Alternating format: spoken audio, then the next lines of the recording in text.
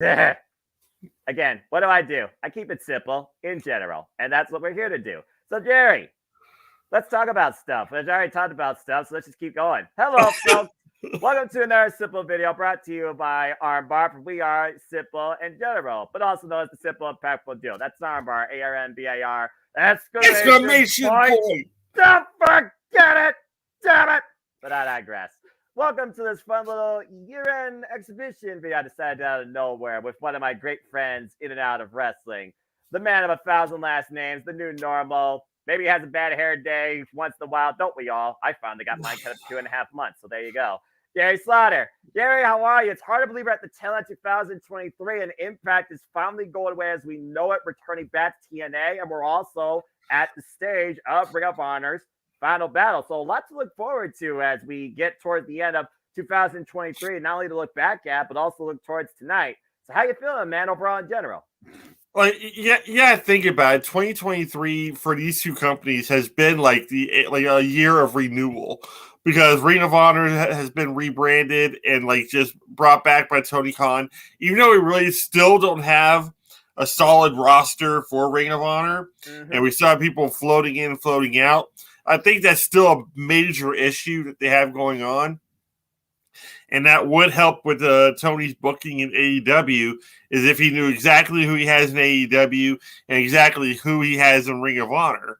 Right. But if it means like just putting a bunch of either enhancement talent or people that aren't ready for AEW into Ring of Honor just to sharpen their teeth with like legends like Claudio Castagnoli and Bryan Danielson and all of them, that'd be great. Matt Sydal, the list keeps going. Like that'd be fantastic, especially Christopher Daniels and Matt Sydal. I don't know what they're doing with them.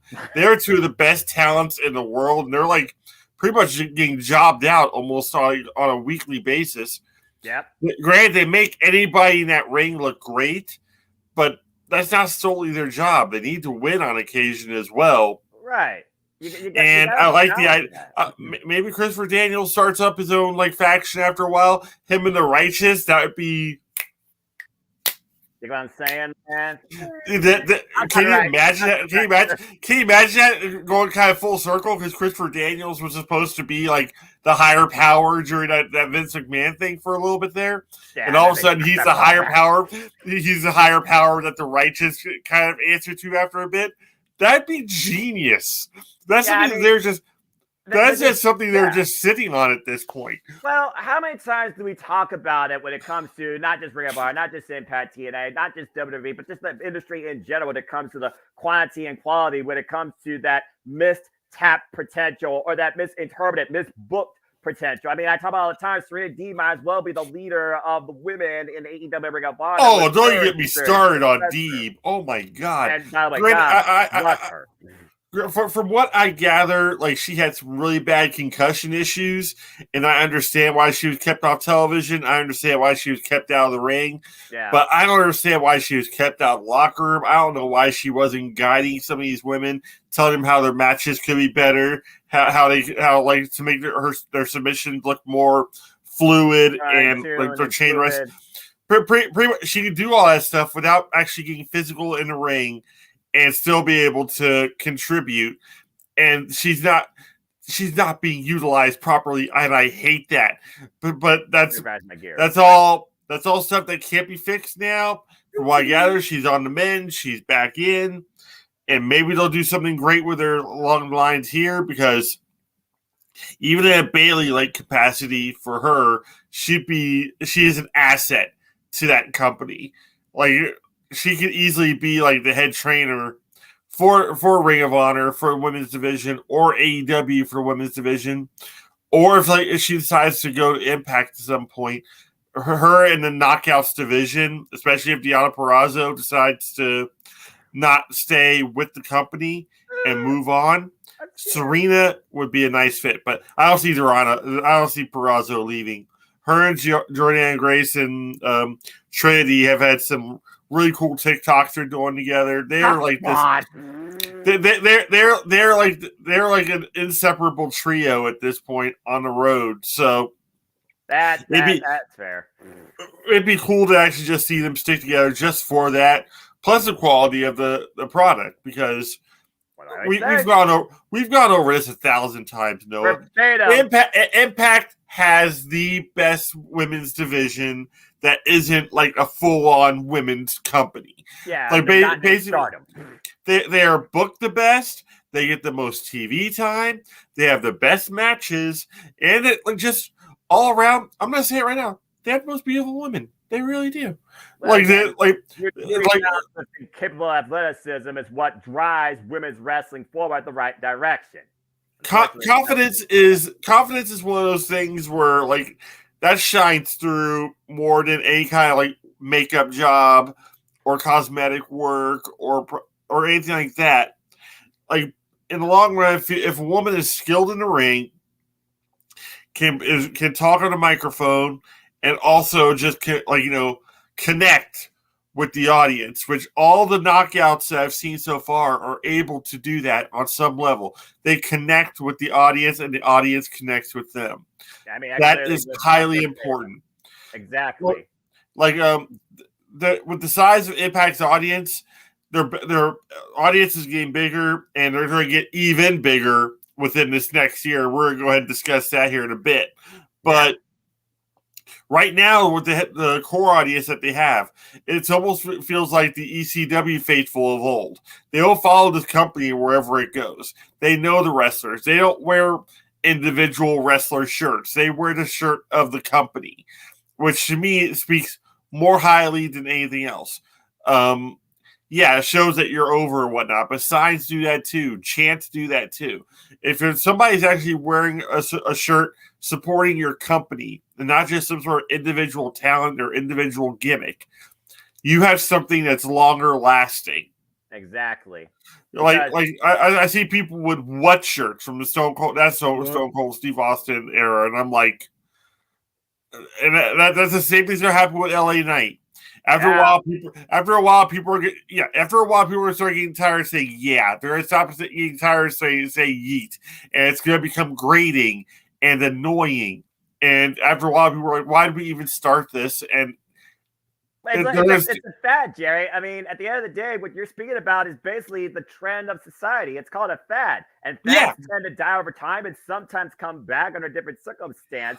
And some fads never die out, but some people wish they did die. How many times have we heard really talk about the what and try to use it against the people because they know, okay, yeah, I get it. We recognize this used to be a thing. It doesn't have to be a thing anymore. But to your point, I look at longevity, and I do think about again brand strength and brand identity, and the fact that TNA really never left, but it was reincarnated in Impact Wrestling, and the environment cultivated through it was sucked in. The name just kind of disappeared, but it was remembered. And it never truly left. That's the thing. It was always still new.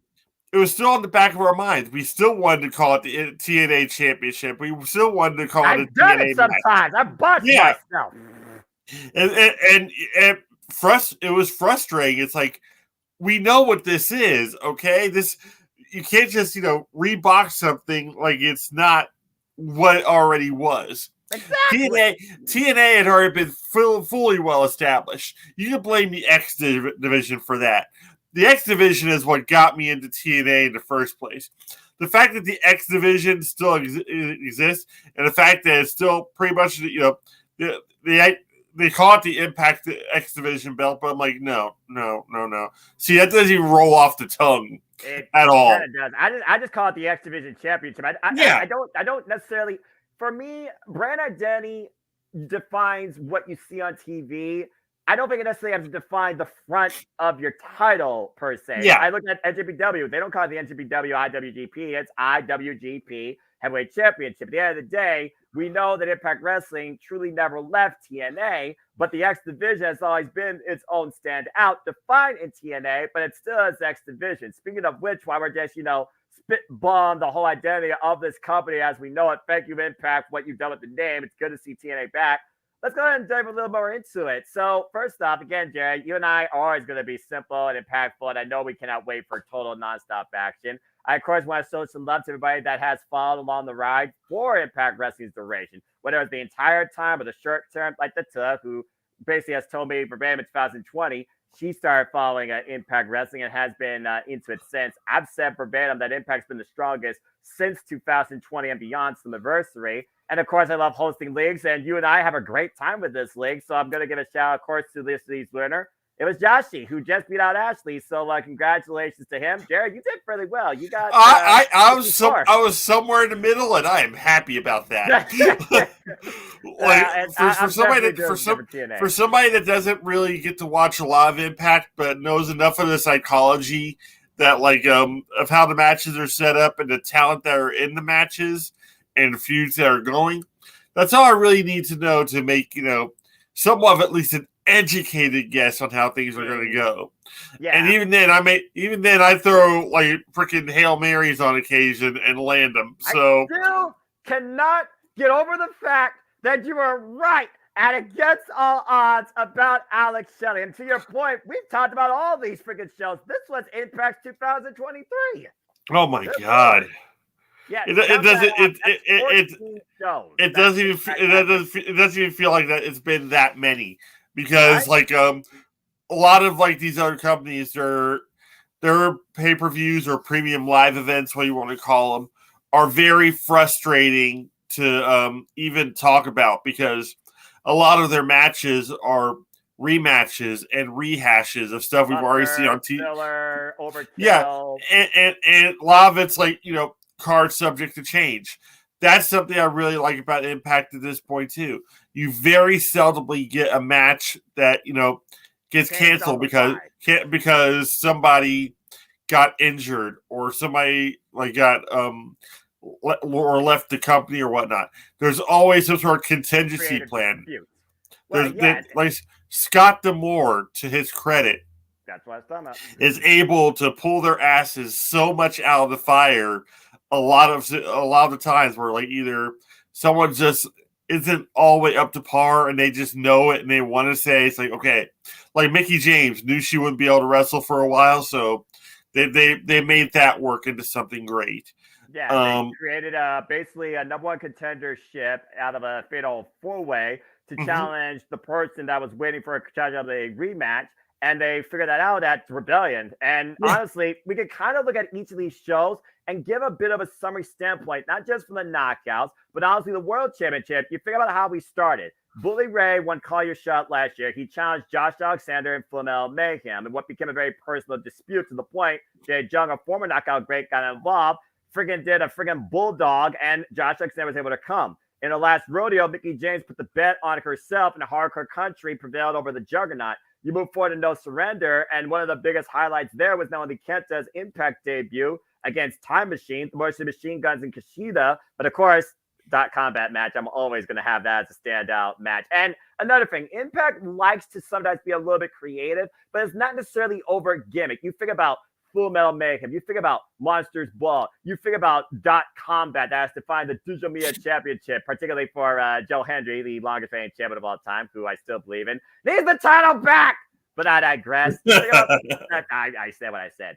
You figure out the personal disputes that PCO and Scott D'Amore and Eric Young coming back from the dead and all the action from Canada. You figure about those that arrived to see I'm already doing it. Impact Wrestling, not botching it. You figure about those that have been added to the roster, including but not limited to Kylie King. And of course, we had Knockouts Tag Team Champions still to this day.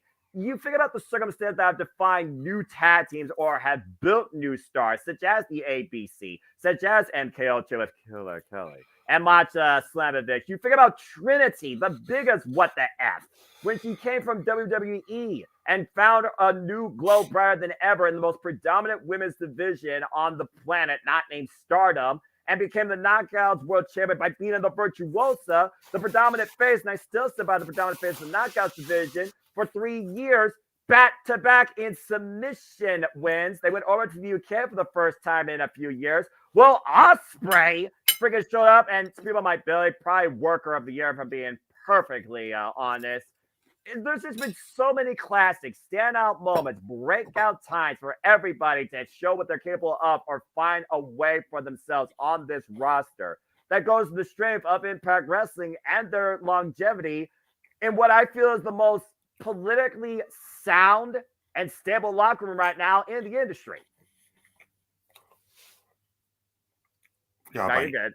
And of course, the Motion Machine Guns have ruled the later half. Why I also again. I showed you my steak a little bit ago. Had myself a salad as well to vegetation. Vegetation is very very important. Fresh mind, fresh diet, and also a fresh start for TNA, where hopefully people do not think about what TNA was known for in the past, with the likes of Jim Cornette, Derek Bishop, and more.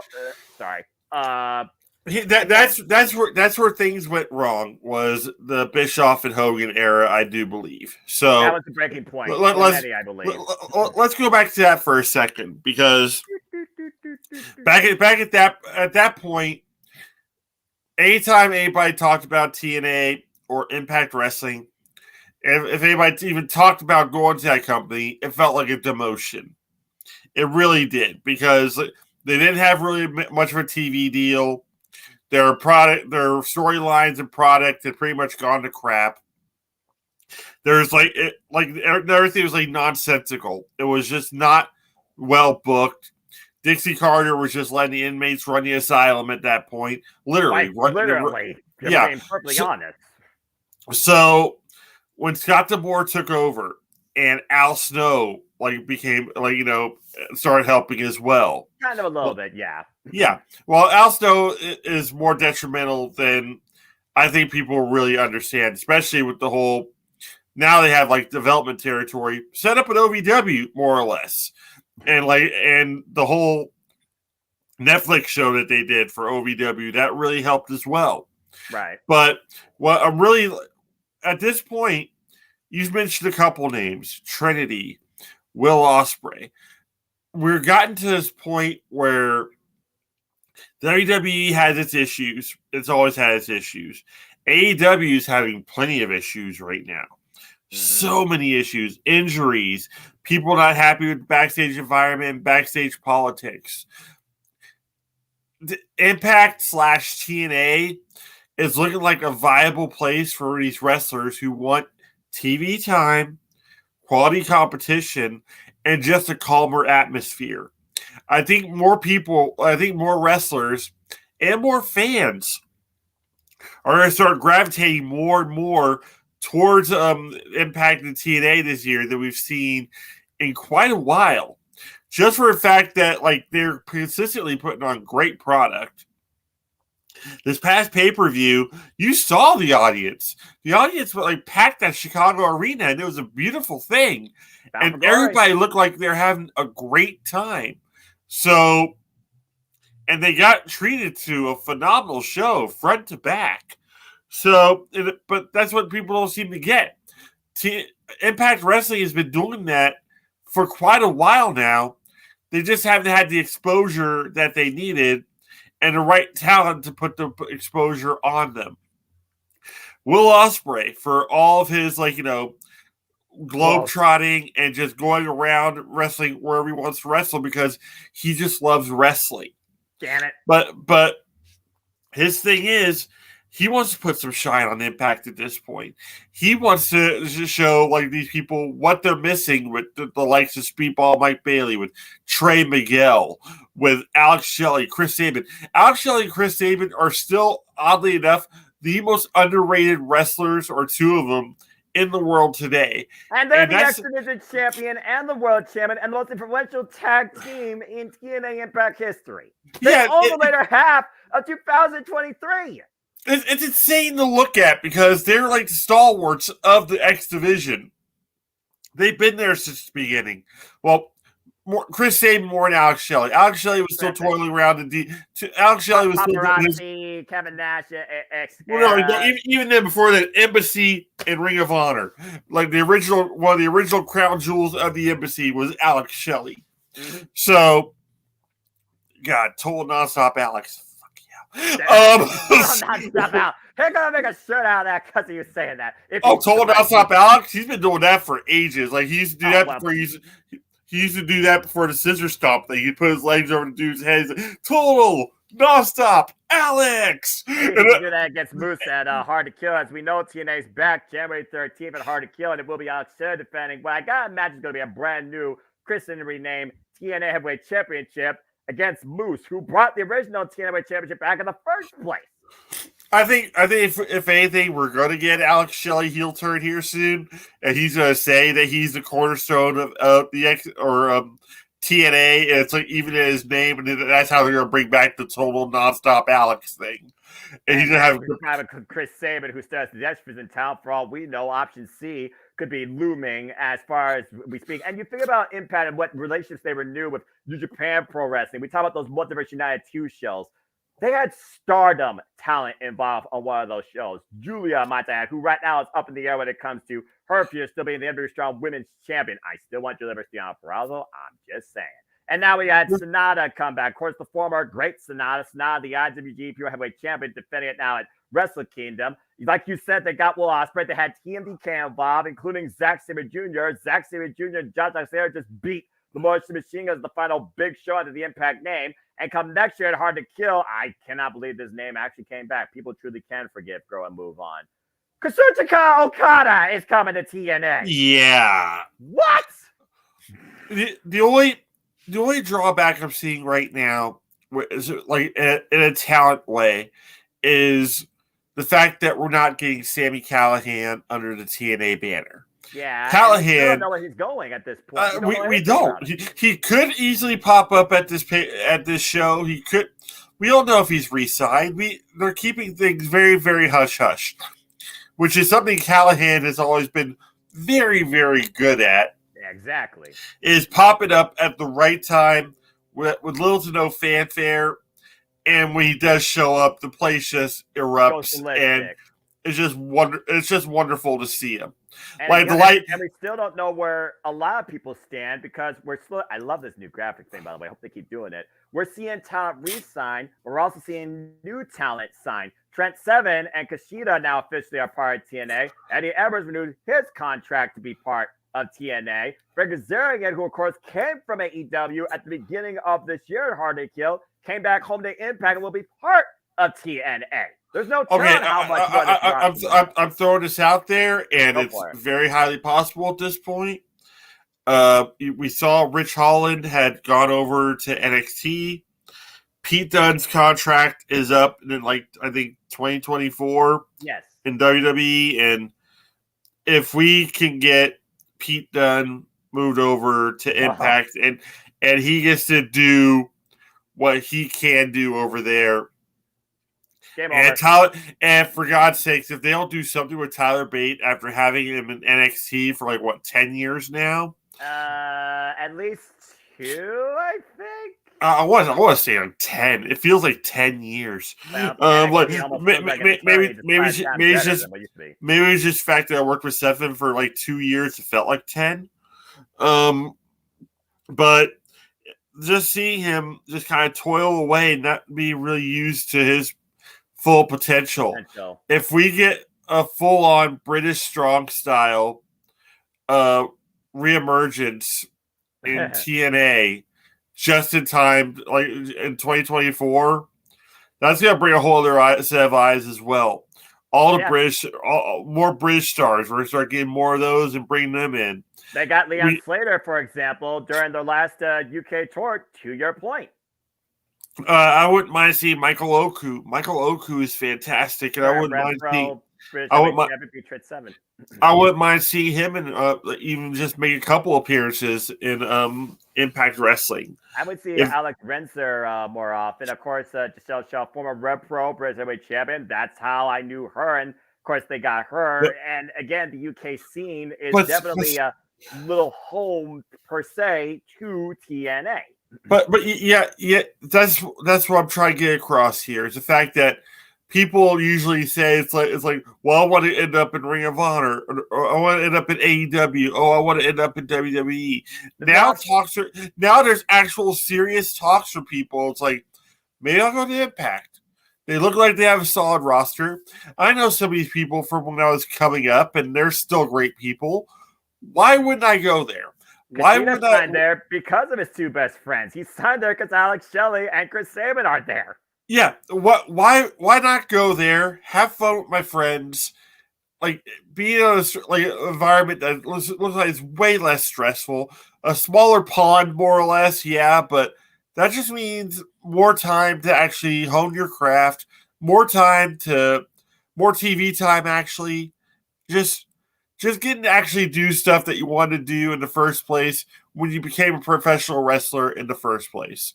You want to entertain fans. You want to have that connection. It's a lot easier to connect with like maybe 5,000, 6,000 fans in an arena versus like 18,000, 19,000, and you're sitting in catering. Or hearing audible vacuum noise during your 5-minute TV spot before an advertisement for freaking what's the thing? Chrissy Knows Best or Pizza Hut comes on your screen, and it's like, okay, back to catering with you. Yeah, it's one of those situations where promotions and whatnot have been taken over the whole by advertisers. Let me just put it out there in case people are wondering.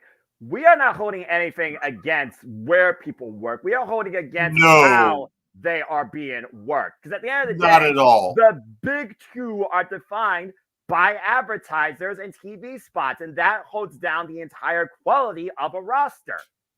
The problem is with that is now it's become like 65% advertisement, 35% product. Especially in WWE. AEW, though, is approaching that, and that's scary. So, Tony's got to do something at this point because he seemingly doesn't know how to use the people that he has like to the fullest potential. No. He could have like maybe 20 matches a night with the amount of roster, like the roster that he has at this point, and leave some of these people to actually rest and recover.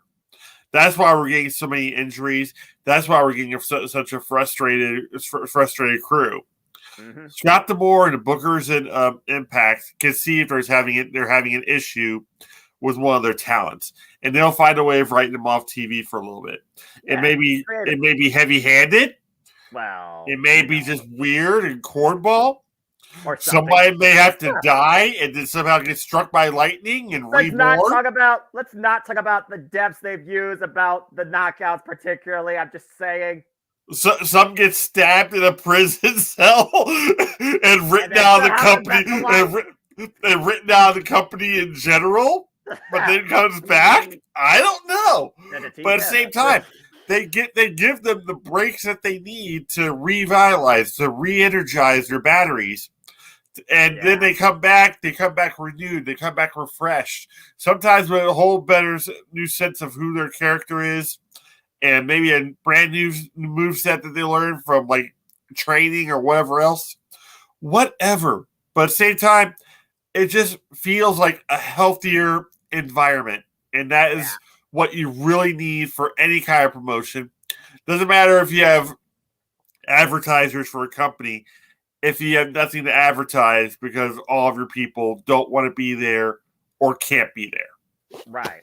Or they're being underutilized. And at the end of the day, that is Impact's beauty and strength. And like I said, the last 3 years, they have honed that. I always talk about this industry as a whole, the balance. There is an imbalance of quantity and quality. Impact has the best stability, though, in that equation, which compels me every week to enjoy this product the most as a fan of professional wrestling. So that being said, Jerry, let's go ahead and talk about a few things. I kind of gave a bit of a rundown with the show. So I just want to pick your brain here and get a few thoughts. Let's talk about, again, the knockouts. Again, they are the standout division of women's wrestling. We can literally call them verbatim because they all have had some sort of appearance, some character, some presence, some performance, some progression. You figure about Masha Slamovich, Killer Kelly, Deonna Purrazzo, Michelle Savannah Evans, Kylan King, who, of course, came in this year. You think about Taylor Wilde, the OG. We talk about OGs. We talk about Mickie James, the Tuggernaut, Jordan Grace, who, of course, here's once again. You think about Tasha Steelz. You think about those that were there maybe for like a one-time match, but they still left an impression, like Taylor Rising from Canada. You think about the Lady Frost. Yep, and of course, Lady Frost, Rhea Bonner. You think about newest signing and Jody Frett as well. It's just really incredible to see the depth of this division, how much we know about, how much has been used in singles and tag capacity. The last thing we saw with the knockouts, though, was, of course, Final Resolution. It was Trinity and Jordan Grace. Of course, our Hard to Kill TNA. I'm going to start calling it that. Knockouts for a championship match coming Hard to Kill next year. They got the win over the Virtual. They coexisted. Damn it. But yes. Damn it. Fair enough. And then, of course, Oh, yeah, and of course, Courtney Rush and Jessica. Although I wonder if Rosemary might show back up from the undead realm. That's a whole different conversation. I can totally see that happening. That same. Oh my God. Show up with Cherry Bomb. But anyway, also, of course, Alicia Edwards. I think I named every knockout. And then, of course, we saw Michelle Shaw lights out to Deonna Purrazzo. So let's just talk about this real quick. There have been standouts of the knockouts since Hard to Kill, but still, I said the standout knockout of the year for me. Despite Trinity coming in halfway, I kind of got to give it to her with the fact she took a chance on herself from the Land of the Giants to come down here and find herself, and did so, overcoming who I think's the face of the knockouts, the virtuoso Deonna Purrazzo. So that just leads me to wonder, could you see somebody else from WWE or AEW maybe needing to go to TNA or could go to TNA? We talk about next year being a reshape of the industry, you know, top to bottom. We talk about talent moves. We talk about TV contracts, all that type of stuff. I got to imagine TNA is going to add more to their roster versus what they have now, including our national showcasing. I think about Stardom. I think Julia could show up again. I want to see Julia versus Deonna Purrazzo. I really just don't know if WWE can hone what Deonna has already crafted in TNA, Impact Wrestling, the same, if not a better way. Yes, NXT is doing a lot. They're trying to create a lot of stars, both male and female. But at the end of the day, we talk all the time. You got an overinflated roster. You're trying to create stars. Why would you sign more? Just saying. So that being said, and as far as Rebecca Quinn and Tyler Black goes, we'll talk more about that in June.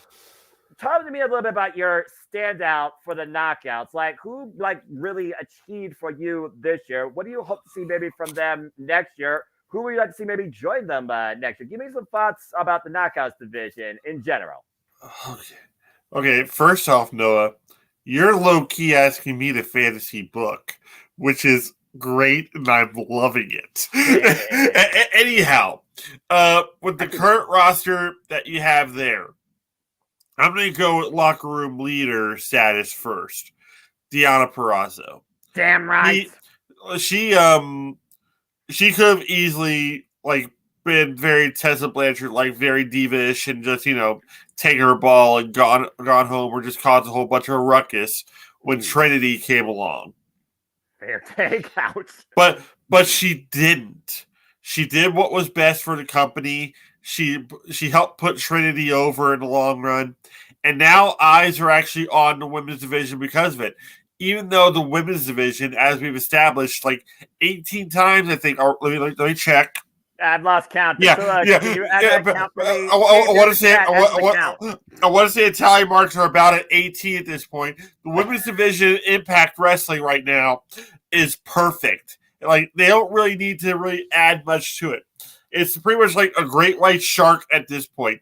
And it's pretty much perfect the way it is. And if you genetically enhance it at this point, it's only going to be more killer. And that's awesome. Unstable. What have I done? I've created a monster. Yes. So that's the issue that you can run into with bringing in certain talent from AEW or WWE at this point. Is the fact that maybe it'll go too much to their head. We've had that TV time. If you had enough TV time and you're being utilized properly, you wouldn't be coming to Impact Wrestling. You'd be happy where you're at in AEW or WWE.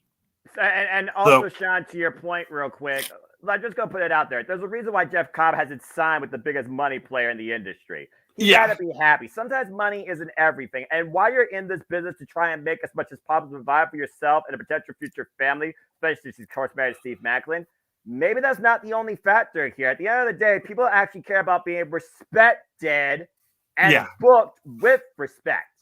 Continue, guys. Even Hollywood actors do that. They say that whole thing. It's I'll do a big money picture for Hollywood, but then I'll do a movie for myself. It's you're not really doing a movie for yourself at that point. You're doing a movie because you feel like you're slipping away from what's really important to you, which is your craft. So, it's less about the money and more about putting art out there, but you'll still have to go someplace at some point, do the big money picture. That way you are able to fund yourself in case your whole artistic endeavor doesn't work out. And that's fine. Mickey James came back to your point. She started off in TNA, The Calling. Then she went and Lithium.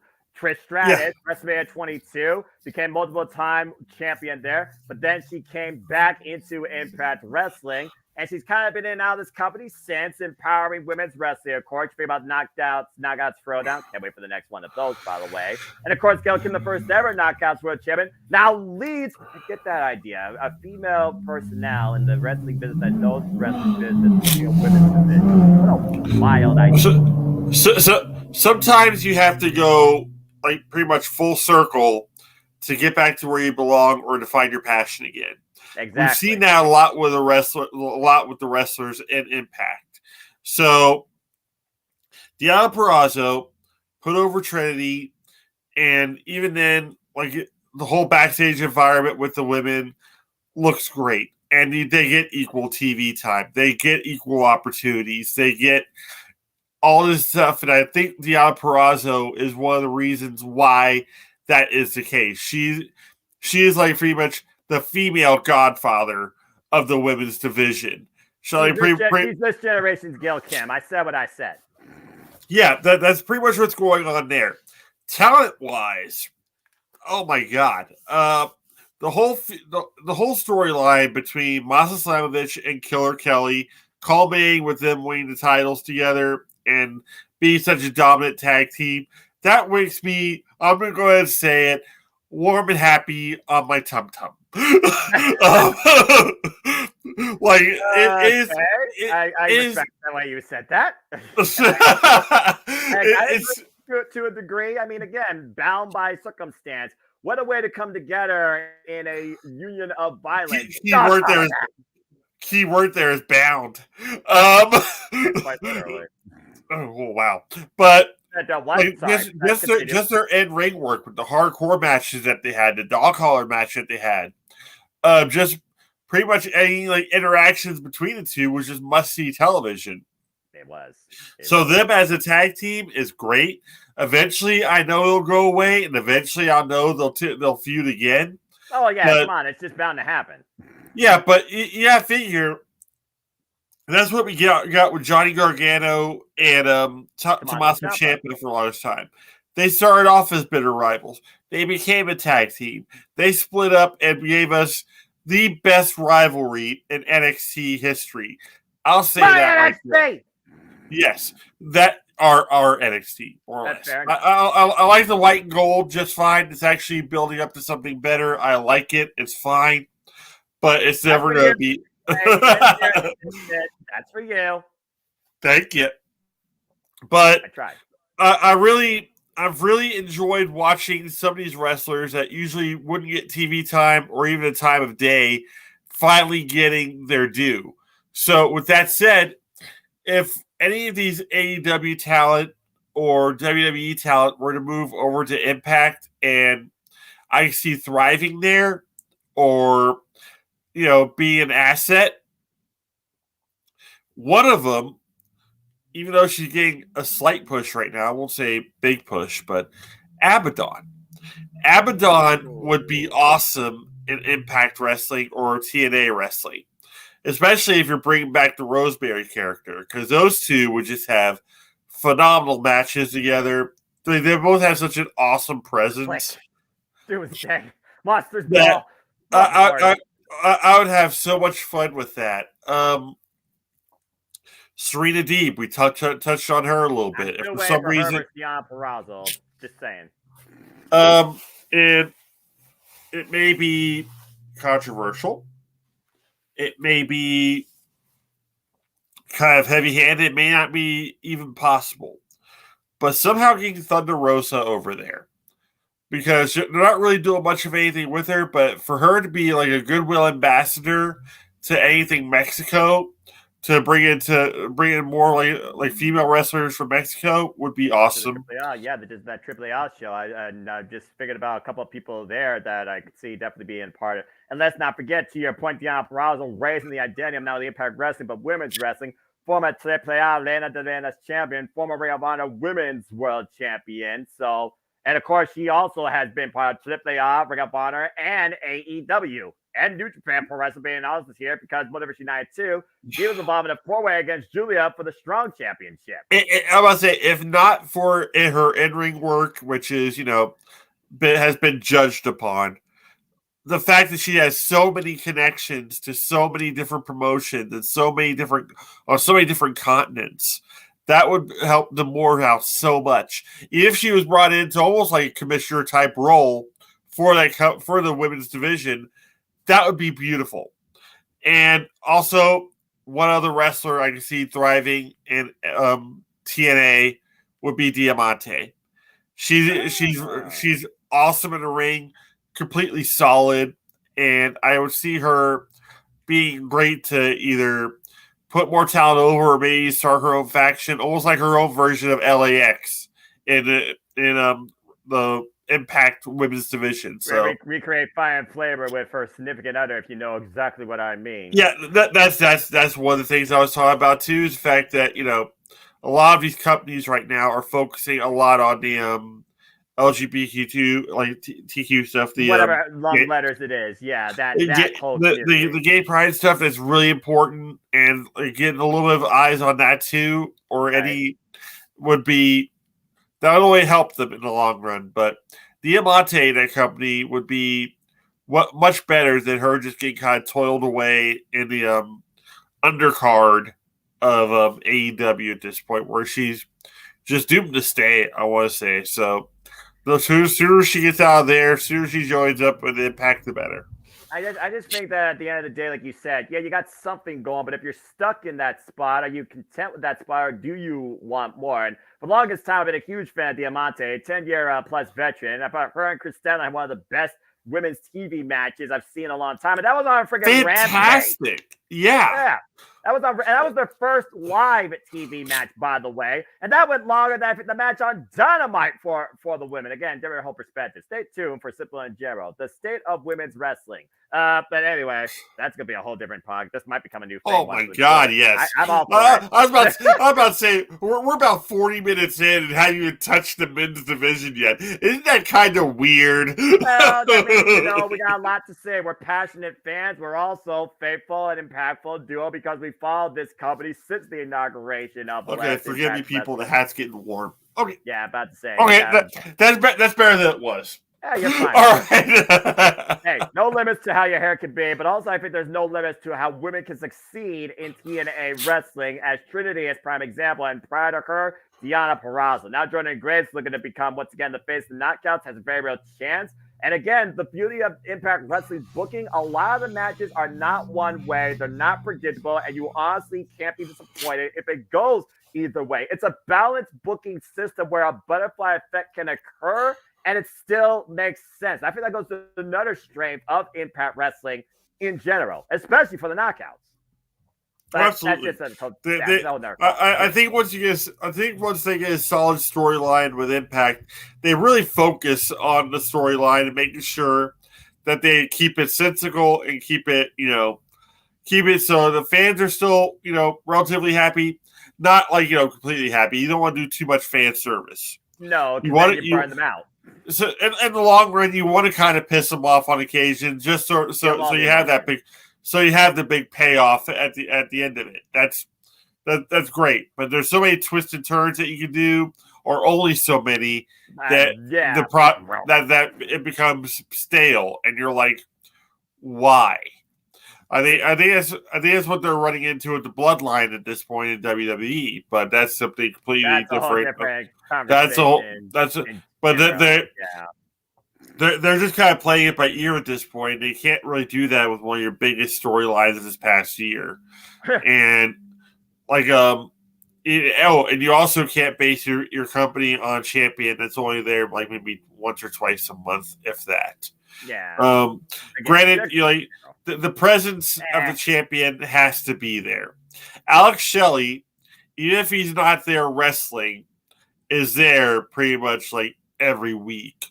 A lasting impact, to say the least, and that's you could say a lot about the talent, men and women wise, when it comes to those that constantly leave you thinking about them, whether or not they're in the ring every week, which they aren't, because that's a whole different conversation that you don't want to see happen. The same repetitive show booked every week. Hello, WWE. But even if it's via satellite, even if it's via the Tron, even if it's just like a pre-recorded taping or whatnot, the champions should be there. They should make it so like they're looking and watching constantly on what's unfolding around them. Who's going to be their next competitor? Who's on the rise that could possibly take their championship? That way, they actually have more of a understanding of who they're dealing with.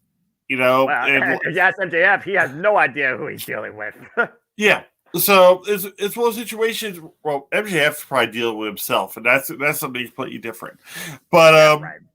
I'm my own worst enemy. I like the idea of even if like Alex, like even if the champion, doesn't matter which champion, just pops up and congratulates somebody on an awesome win for their match. It's like yeah, I see you.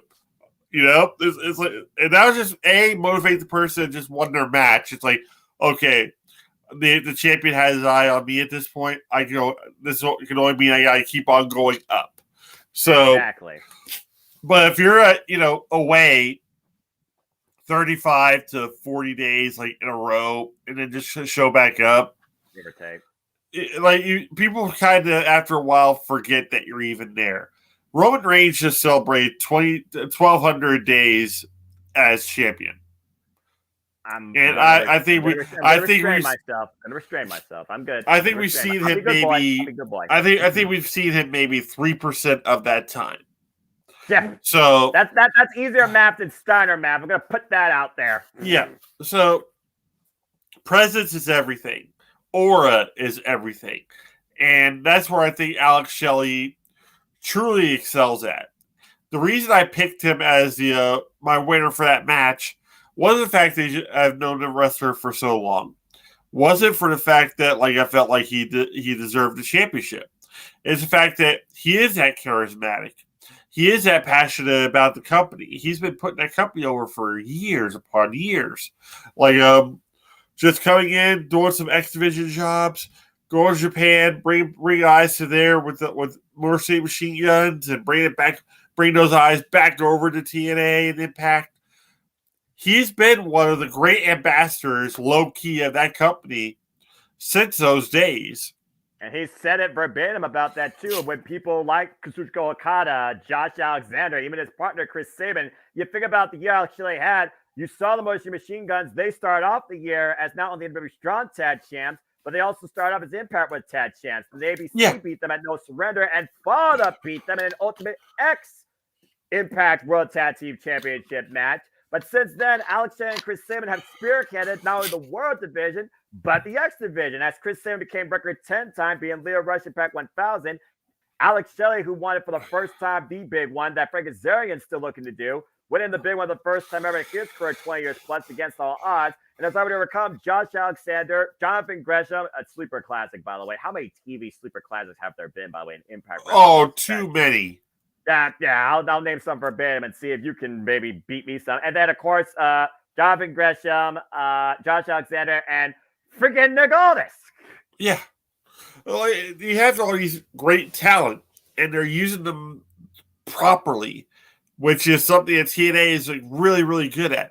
The bookers are really good at taking the wrestlers' strengths and putting them in the ring and on the mic, and it's a balance. Because what do we say about WWE? Unless you have both the tools of the trade in ring, but more particularly the tools of the trade on the mic, you can't become a top guy in this company. Now, I will say this about Triple H. He's trying to bring more of a focus back to the in-ring work, which I think that's what should matter in a company defined as World Wrestling Entertainment, not World War Entertainment. All right? Yeah. So I'll give Triple H credit too, but at the end of the day, there still is that big imbalance across your roster, being able to handle both versus one or the other. Yeah. Impact has a much more fair balance of that. But that's the beauty of the X Division for the longest time.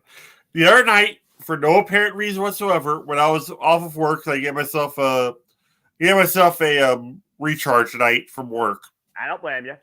At one point, I was just talking to Angelica about like wrestling because I was not really trying to get her into it, but trying to make her understand why I like it so much.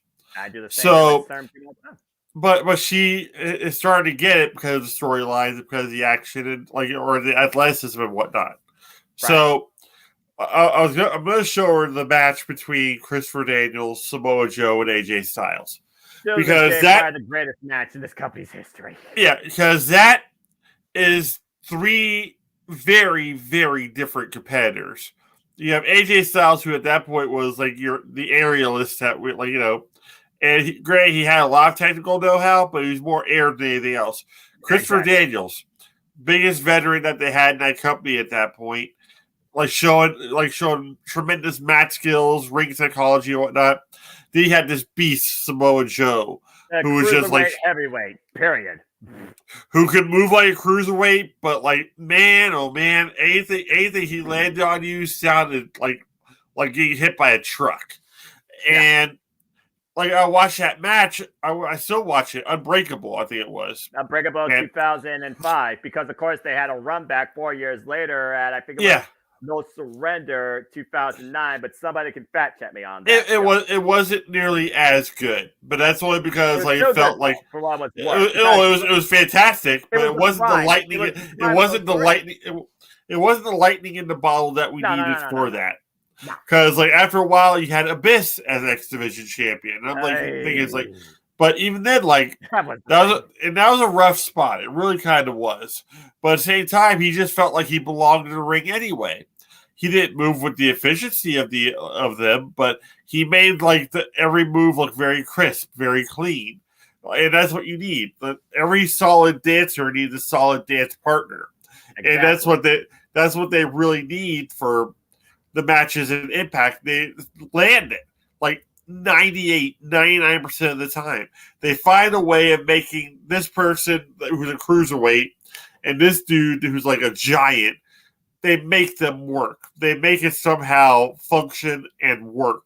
Did you look at Hidden Gems last night? I think you just gave a perfect example with Uemura's last match, Joya Forever, going to say that now, against Josh Alexander. Again, Uemura, he's not necessarily the guy you would think as heavyweight. He almost looks like a junior heavyweight, but he hung with Josh Alexander with a great farewell before returning back to New Japan, where now he's a member of Just 5 Guys. Heat Blast, and he wants to take on Sonata at some point for the IWGP World Heavyweight Championship. Again, there's that balance with Impact where they not only know how to work with different body structures or different attributes to a wrestler, or different classes. They know also how to work the dynamic of personification where you're not necessarily think all the time about heel versus face or, face versus face, heel versus heel. Once in the blue moon, when they do that, it actually works because of what you're seeing in the ring. And you're always going to have like people that want to have the face versus heel thing, the one where they know who they're rooting for, and the one that they know that they're like booing. It's fun that way. It really is. So who are you going to root for in this? Thanks to Attila, because at Hard to Kill, the X Division champions on the line, a triple threat against newly signed Kushida and Akio Devin Kingo. Oh my God. And again, we're not predicting right now, but I'm just giving you a bit of a heads up, Jay. Prepare for predicting kickoff. Oh God. That's the thing though. If you want, that's gonna be like the kickoff match. It has to be. You start off hot with a match like that, and that's gonna be that is the equivalent for me of Daniels, Joe, and AJ Styles to bring this company to start back off. You have Chris Sabin. You have Chris Sabin, who's like the veteran of the X Division. You have Kushida, who's like the technical aspect of the whole thing, and then you have the high high flyer that is Vikingo, just like adding even more spice to it. That right, those three right there on the screen. It's more mouth watering than my steak. It is just a beautiful sight. There's a reason why I yell sometimes. That's professional wrestling, damn it. That's no professional wrestling, damn it. And to your point, the X Division has set the pace for this company. They have been the kick off the open to the show. And again, there's been no limit clinics. We talked about Speedball My Billy Will Ospreay in the middle of Bound for Glory. Speedball My Billy, one of the best workers in the entire wrestling industry. I said what I said. You think about Kenta, who showed up and took on Chris Sabin for the X Division Championship back at Bound for Glory. You look at the X Division and what they've defined this year, where Trey Miguel, of course, was an X Division champion after vacating tournament. Black Taurus, who still surprises the hell out of me, and let me take something. Neither of them have had a freaking singles championship yet in Impact Wrestling. And for the longest time, I thought Jake Something was going to be an X Division champion at some point. It's good to see him back, though. I thought Taurus had the X Division title at one point. Do you know? Nope, he never did. I once saw him face Josh Alexander at Homecoming 2021 live, and then he faced Trey Miguel in the finals of that vacated tournament earlier this year. Yes, that's what I'm remembering, because like I remember him just being a standout for it. I'm like, did he win? No, Crazy Steve, that's a whole different personality right there. He faced Trey Miguel in the first ever X Division Championship Monsters Ball match and fell short. Yeah, so X Division is still, I'm going to say, the cornerstone. Pretty much is one of those situations where very seldomly do you have a company where all the championships actually matter. Yeah.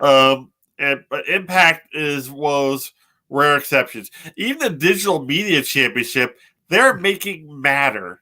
Like these entertain these guys that really don't get a lot of TV time, or just want to show sometimes just their comedic chops or just their accessibility to the mainstream. And that's what they're doing with the Digital Media Championship. Yeah, Joe Henry, of course, who had it earlier this year, no surrender. And to your point, to find the Digital Media Championship in .combat matches. Still one of my favorite matches this year, Joe Hendry versus Moose .combat. And that was after their unique singles division are hard to kill. Of course, after Joe Henry lost the title to Kenny King for a short period of time, of all people to get a chance for it, Johnny Swinger had a chance with a Comic Sans graphic. That was hilarious. And then Tommy Dreamer, of all people right now, has it. And why some people are a little bit of two minds about it. Tommy Dreamer is a vet. And at the end of the day, you're working with somebody that's been in the game for a long time. And so far, he has given a chance to Crazy Steve, to Diener. I'm curious, though, who's going to get a chance next against him for the Digital Championship. And seeing Tommy Dreamer as a singles champion in any capacity, though, in 2023, 2024 is still a bit baffling to me. I think if the belt's on him, it's on him for a reason. And I think it's to put it on to the next person, honestly. But I think that what they're trying to do is like wait it out till the whole TNA like rebranding begins. And that way you have a fresh start with that title. So maybe we get a new champion at Hard to Kill. That'd be a great way to start it off, especially since Tommy Dreamer is very, very hard to kill. He already went over a blood feud with Bully Ray and Hardcore War earlier this year at Rebellion. Yeah, so maybe they'll bring in a new talent for that. Maybe a returning talent will come and take the belt off of them. I wouldn't mind if for some reason Callahan does decide to re-sign with the company and he comes back in and is the one to take it off Tommy Dreamer. Put the belt on him for a while. Have him have his hardcore matches. Have him have Iron Man matches. Have him do any kind of match to elevate the belt to where it needs to be with the rest of the company. Because the Knockouts division belt is very, very important. The Knockouts tag belts, they have eyes on them at this point. They're important. X Division title, don't you get me started on, is just as important as the Impact title, if not even more important, because there's that graphic again. You said it. I had to make it appear. But okay, we believe in Joe Hendry. Yes. But otherwise, yeah, that's my standing on the whole title situation. Titles are very, very important here versus like something that's just kind of just a graphic that pops up on the screen. These people carry these belts with pride. They actually look happy to be champion versus it being some sort of inconvenience to them. Or a heavier weight to bear, like Kenny Omega back at Wrestle Kingdom 13, where it looked like That's all because he was carrying like around 20 belts at one point. Like that was 2021 to be fair, and it was 4 belts because I saw him live have all 4. My gosh, that was crazy. Freaking TNA Impact World Championship, AAA Championship, and the AEW World Championship all on his body in 2021. That was ridiculous. But again, it was an awesome and wonderful time. But it's also been just a wonderful time though for Impact. So as we almost bid it adieu, I'm looking very forward to the return of TNA. I mean, you think about it again, we had pit fights, we had the Kowalski Impact match, the very modified 3 Stages of Hell / last man standing, 2 out of 3 falls. I'm not sure the hell you want to call it. We've seen the renewed relationships with AAA, with freaking LJPW. I mean, Conan, hell, he was on commentary at one point for this show. And again, what Anthony Corelli, Scott D'Amore, Gail Kim are cultivating into the future in the rebirth of TNA, I got nothing but absolute high expectations for it. I cannot wait to go into it with Hard to Kill. Team Canada is killing it. That's what I'm calling him at this point. Scott D'Amore, Gail Kim, just the Border City connection that they have going on with Alex Shelley and Chris Sabin as well as the pretty much the kings of the company at this point. Let's call it what it is. It's the era of the guns. They are the spearheads right now. There's no touching those two. They're doing a fantastic job, and I'm really excited for this next year for TNA wrestling. We're gonna be able to call it TNA wrestling, and it not be a botch. Gonna officially retire the Impact name and put it at the banner, put it at the top, put it in the corner when we start talking. Simple in general, it will be TNA. Vince is going to turn on TV and like, is this a rerun? What's going on here? Is it 2003? No, it's 2024, and TNA I need a nap. Damn it! This don't make no sense. This is not good shit. What the hell is that? Anyway. But speaking of good stuff, as we transition now, let's go ahead and go from TNA to ROH, where ironically enough, some people that previously involved in Impact in TNA are involved in ROH. And a couple, I guess you could say, may be in between these two at this point. I mean, we got Black Taurus, just saying. Let's talk about Final Battle, another show that we are very fond of and very familiar with. And of course, we're very familiar with Ring of Honor. So let's talk about the pay-per-view that we got tonight. Because, believe it or not, 2023 professional wrestling, damn it, isn't done yet. Still can't believe there's one more fucking stop left. Dadgummit, so they can't! But I digress. Anyway, here, of course, the front standings for our Honorable League. As, of course, the Ring of Honor League is the simplest league with only 3. As this is the third pay-per-view 2023, and honestly, there's 8 matches here, so pretty much anybody on this sheet can take it at this point. Anybody's game, all you gotta do is really just botch or screw up or something like that. I think you missed one show, Jay, which is why you're on the second page. Yeah. It's all about fun. At the end of the day, all the wrestling. Let's go ahead and talk about this show. So, again, I didn't put it part of the form because it's kind of a no-brainer, but I will say this.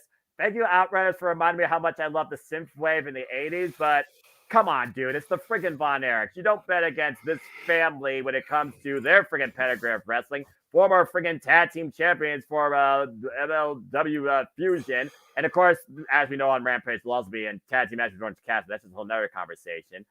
And I'm sure one of them is going to be barefooted. But this should be a very fun, what would you call this? Tag team exhibition. Exhibition match, yes. That's all this is going to be. It's going to be a full-on throwback match. They might as well go back to analog cable channels or like colors on the screen. Maybe a little bit of static in between there. just like really shaky camera work. Have somebody like Gordon Sully doing commentary on it. Oh my gosh, that's a JR callback right there. It's gonna be a complete throwback match. Very much a slugfest. Very technically sound at the same time though. Von Erichs are gonna win, especially since you'll have the graphic at the bottom of the screen pop up. The Iron Claw in theaters like this next week or some shit like that. They focus more on promoting the Iron Claw than this match. Come on now. But even then, Von Erichs in Texas. It's one of those things where it's like, yeah, there's going to be promotion for the movie in, like, on everybody's mind. But if they look past that and watch the in-ring work, the Outrunners are fantastic in the ring. They really are. They know how to take care of their crowd. They know what their audience wants. They give their audience what they want. Brother. They're obnoxious about it, which is always great. I love obnoxious wrestlers. I really do. When they're overly obnoxious or force it, it's the worst thing on the planet. But they had that certain level where they had that thing where it could be, they'd be obnoxious 1 minute, serious the next, and then right back to obnoxious, and that's when they lose their match. Yeah. That overconfidence at that point is they go for the leg drop, and the Von Erich just gets up and takes his damn head off. Yeah. That's pretty much how it's going to end. It's going to probably end with a double claw, and that's going to be the end of the match. It's going to be a fun one. Is what it's going to be. Yeah, exactly. Sometimes, again, and that's what Impact also does. Wrestling can be fun. Not every match needs a story. Not every match needs to be serious, but you want a dynamic of various proportions of what you expect as a fan. You don't want every match to have the same rest hold, the same sponsor brought commentary spot, and the same type of result or go-to of the result. That's what makes professional wrestling so damn dynamic when booked right. Damn it!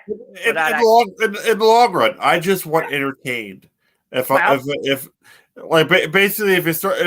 this becomes a joke match in some way, shape, or form, I'm okay with it. Chikara, Pro Wrestling Guerrilla, some of the best companies I've ever watched have had their comedic matches with elements of serious moments in them. Do I need to talk about DDT? I'm just saying. Oh yeah, don't even start on Japan in general. Okay, their game shows are one of the main reasons I want to go over there. Yeah. If I can partake in one Japanese game show, hole in the wall, my life is complete. So just the overall bizarreness. They're wrestling 9-year-olds and sex dolls over there. Okay,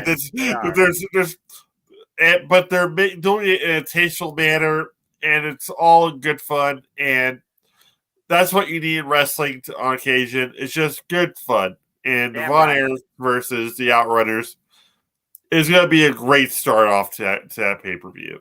Yeah, and I'm sure they'll add something else to 0 Hour, book more women's matches, because I think the women's division is deeply booked in Ring of Honor than AEW. That's all conversation for another day in general. I'd be happy with shit. Like, they have the scramble match for Ring of Honor since they really brought it back.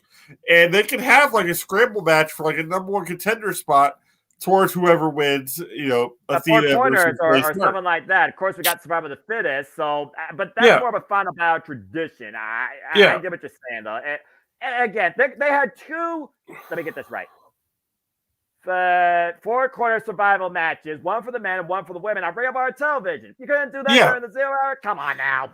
Yeah, they need something like that to put more women into matches, give them a little more time to shine as well, especially the Women of Honor. So, well, the Women of Honor is slowly becoming women formula of AEW. Have you not seen Giant TV and Taya Valkyrie now back in Ring of Honor? What? Just a conversation for another day. Stay tuned, folks. Simple and Daryl. I think we're going to make this a quarterly thing and just talk about certain things. Maybe next time it'll just literally be the state of women's wrestling in general, because this is I wouldn't mind doing that video sometime soon, just like talk about women's wrestling across the board. I'd be very, very pleased with that. Let's put that in before the Royal Rumble. Well, I'm sure we'll be talking more than we'll be talking more about women during that, and more than just 6 women. But let's go ahead and talk about this title match here as we get into the actual show. Exclusively, again, folks, you can catch Ring of Honor Final Battle as members of Honor Club. Yes, for once, you do not have to spend $50. It is only literally $10 a month. Thank you, Tony Khan. You did something right.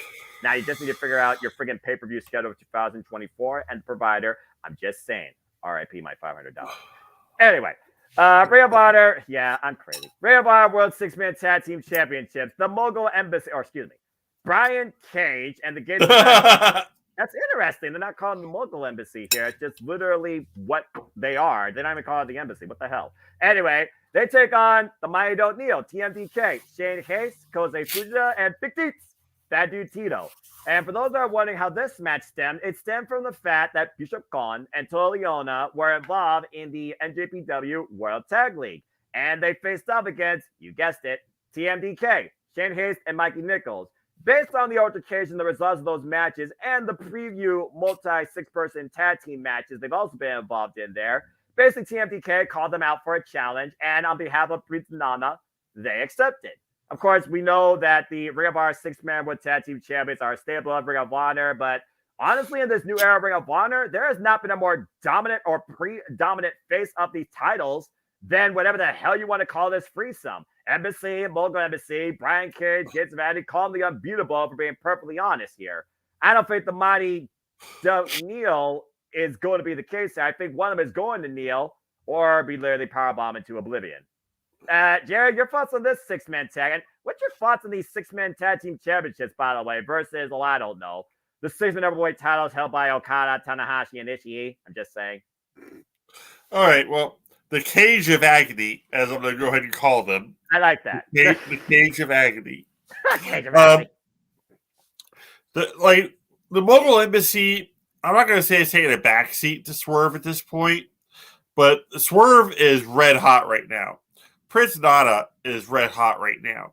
No argument there. The Gates of Agony and Brian Cage, they're just kind of there as muscle, which, you know what? That's fine. I don't hate that at all. I do wish that they would show up behind Swerve with maybe like sharp suits on and whatnot, but then like come out in like really cool barbarian type gear for when they're actually wrestling. Like the rest of the time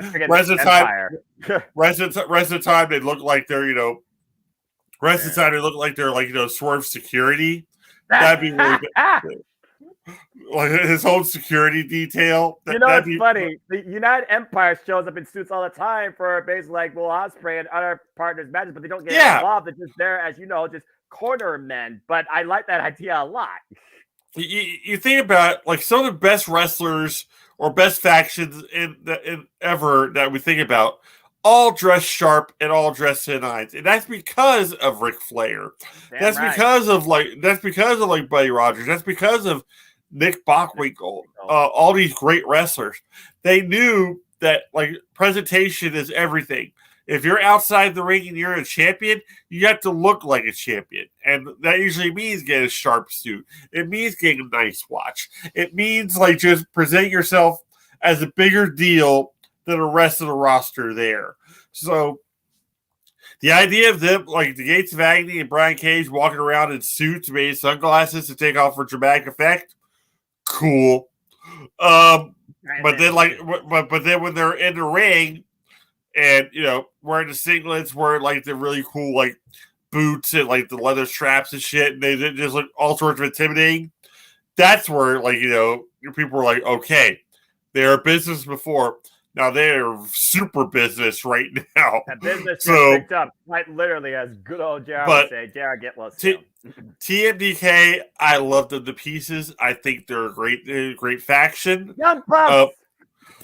And Shane Haste has been one of my favorite wrestlers for all this time. The slapjack thing, that was a misstep. We don't talk about slapjack. No. We don't talk about slapjack. Not copyright, Jerry. Not copyright. Damn it! I don't need to go back to that world either. Ugh. Anyhow, but I don't see them taking the belts off the Gates of Agony and Brian Cage in this match. They just now really gone back from the squashing more or less the Hung Bucks, and I'm still confused on the booking for that, but I think it's just the fact that the Young Bucks are just needing a break, which, you know what? Fine. Whatever. Yeah, you get burned out. Between them dropping the whole vlog at this point and for them to just be kind of like taking some time off to recharge, reset, they need to. Because that a lot of that stuff that went on with Punk not too long ago, it had to have been draining. The whole suspension, that had to be a bit demoralizing. They were at the heart of that madness, too. Yeah, so now with Punk gone in WWE and the fact that they kind of built the show around him only for him to leave or get fired, it's got to be disheartening. And they got to be thinking about, like, okay, AEW was working for us for the longest time. Right now, it's not. We're stressed out. We're worn. We're tired. We need a break. We need to refocus. So they're gone for right now, and more power to them. Let them do what they need to do to become the Young Bucks of old. That's my opinion on that. I respect that opinion. Paige, he's trying to still make something of himself, honestly. So, and maybe this whole devil gimmick may actually help him out and provide him with something to do that makes him relevant again. Swerve helped out with that a lot. A lot of eyes got put back on Adam Page. Granted, a lot of it was the fact that, he used like Swerve as a slushy machine at one point. That was scary. I don't care. But that was fucked up, Jerry. I'm not gonna lie, that was fucked up. Weezy juice.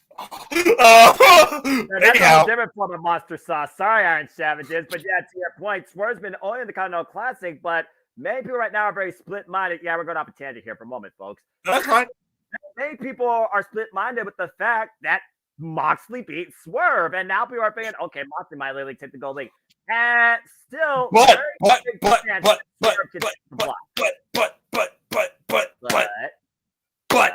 his shoulder is off the mat. They're making this into a story. They're turning it into like another match. They're gonna put Swerve over. They gotta run it back. They have to run it back. It's good, and chances are Swerve's going to win by some sort of nefarious means, and Jon Moxley's not going to be able to say shit about it, or the feud will continue. Either way, I am all for it. I'm all for the Blackpool Combat Club versus Mogul Embassy. In some sort of like blood and guts type match. You want to do it that way? Great. That'd be fantastic. I'm all for it.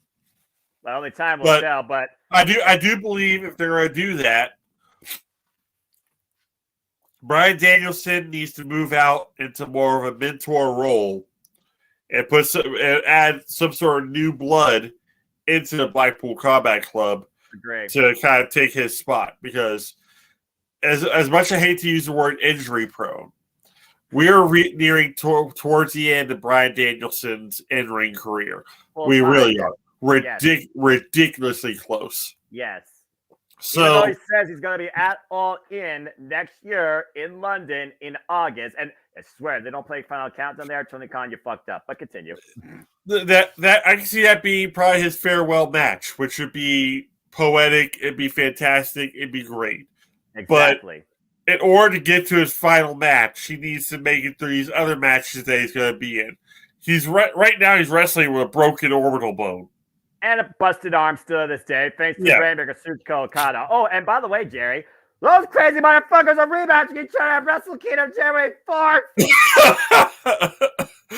Yes, but that match is going to take a lot out of them too. So if there is going to be some sort of faction warfare thing going on, maybe Claudio and Wheeler and John find a new fourth member for Blackpool Combat Club that's equal in viciousness and technical aspect to Bryan Danielson, or at least close enough to it that they can hone it into something even more amazing. I haven't placed who that is yet, but I will. And once I do, you're going to get some sort of random text about a wrestler name, and you're going to know exactly what I'm talking about, and you're going to be like, oh, okay, that makes all the sense in the world. Let's do this. Let's make this happen. Yeah. So, in the meantime, right back to it. Brian Cage and the Gates of Agony are that's already scheduled programming. we have to go back. That's true. Remind me to put a static graphic here to change channels. Anyway, quick note about that. The CM Punk stack thing is now the new Stone Cold glass breaking. Oh, pretty much that the pop that comes from just a. That's about as close as you're gonna get to either the Stone Cold glass shattering or the rocks. If you smell what the Rock is cooking. Well, on a global scale, yes. On a professional wrestling scale, I'm just saying this. I think the coin drop Tsuchika Okada. Oh, the coin drop? Yeah. than Roman Reigns' entrance, because during that entrance, no goosebumps. I almost fell asleep. Anyway, most people agree with us here. It looks like it's about out of 16, 12 to 3. Excuse me, I can't count. No, I can't count. Scott Steiner math killed my brain. 13 to 3, like video killed the radio star. Thanks, Kimberly, Mark Anderson, Mark Rivet, DJW, Kyle, Christopher Rotz, Manio, and others who have put in the predictions so far. You guys know what to do. Forums all over my social media, so just do it. Hashtag Sleep Predicting. Get it in there before I call this crazy shit tonight, because it's going to be violent. It's going to be honorable. And I do wonder if something will remain pure. Then again, I don't think pure and filthy are the same word, Jerry. But the Ring of Honor Pure Championship is on the line, as Wheeler Yuta, after being Katsuyori Shibata, still can't believe that, is now defending the title against, I think it's the 4th time now Tony Khan's tried booking this man, and is finally doing it up to this point successfully, although I probably could have just jinxed it right now since we are 3 hours out. Sorry. Philly Tom Lawler, who of course defined the Ring of you're tired. NWA Strong Championship for 387 days, with Yuta now the 14th pure champion.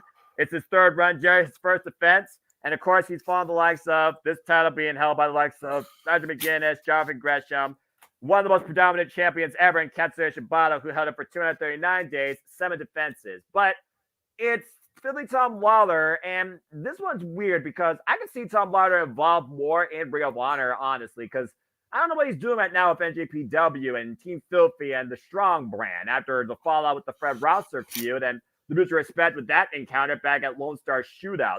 And I think for the longest time, Tony Khan's been trying to get Filthy Tom Lawler part of this company, if not part of Ring of Honor. I think Philly Tom Lawler as pure chairman could take this title in a different direction, but I also know the continued campaign right now with particularly with Yuta and Hook. So what's your take on, again, the strategic, psychological, mentally chess game founded Ring of Honor standard established that is Pure Rules and the Ring of Honor Pure Championship?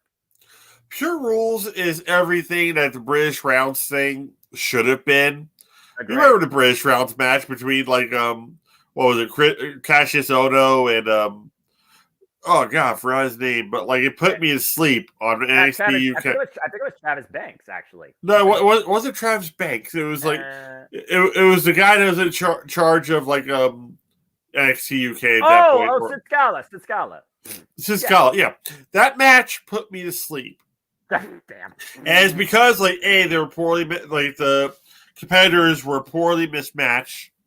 B, there was really nothing going on in the match, just a whole bunch of not even back and forth. There was just a bunch of movement. And with Wheeler Yuta and Tom Lawler, I can see them doing nonstop chain wrestling. I can see them going hold for hold and it not get old. Wheeler is just a reversal king. The guy gets out of everything and finds different ways of hurting you, and that's something that you really need for a pure wrestling championship, because you only get so many strikes, you only get so many rope breaks. It that adds to the level of excitement. So Tom Lawler, he's a wild card. He really is. We don't even know if he's going to show up. I mean, that track record. If he had a tagline that wasn't filthy, it'd be Tom Card subject to change Lawler. The guy's been like you said, 3 or 4 matches that he's been, Tony's trying to get him into. He hasn't been there. So it'd be cool. It's gonna be a treat for the fans if he does show up and puts on a clinic with Yuta. But I don't think Tony is dumb enough to put the belt on Tom Lawler at this point with that kind of instability to him. Instability is something Ring of Honor really, really needs right now. Yeah. As we established, they don't have a roster. They have a bunch of AEW people that trickle down into it, and that's it. There's no set roster for Ring of Honor. Even then, with AEW too, they're still say it's so and so is all elite. They're just now making some of these wrestlers that have been with the company for ages Julia Hart, she just won the belt. They just announced her as All Elite like a month ago.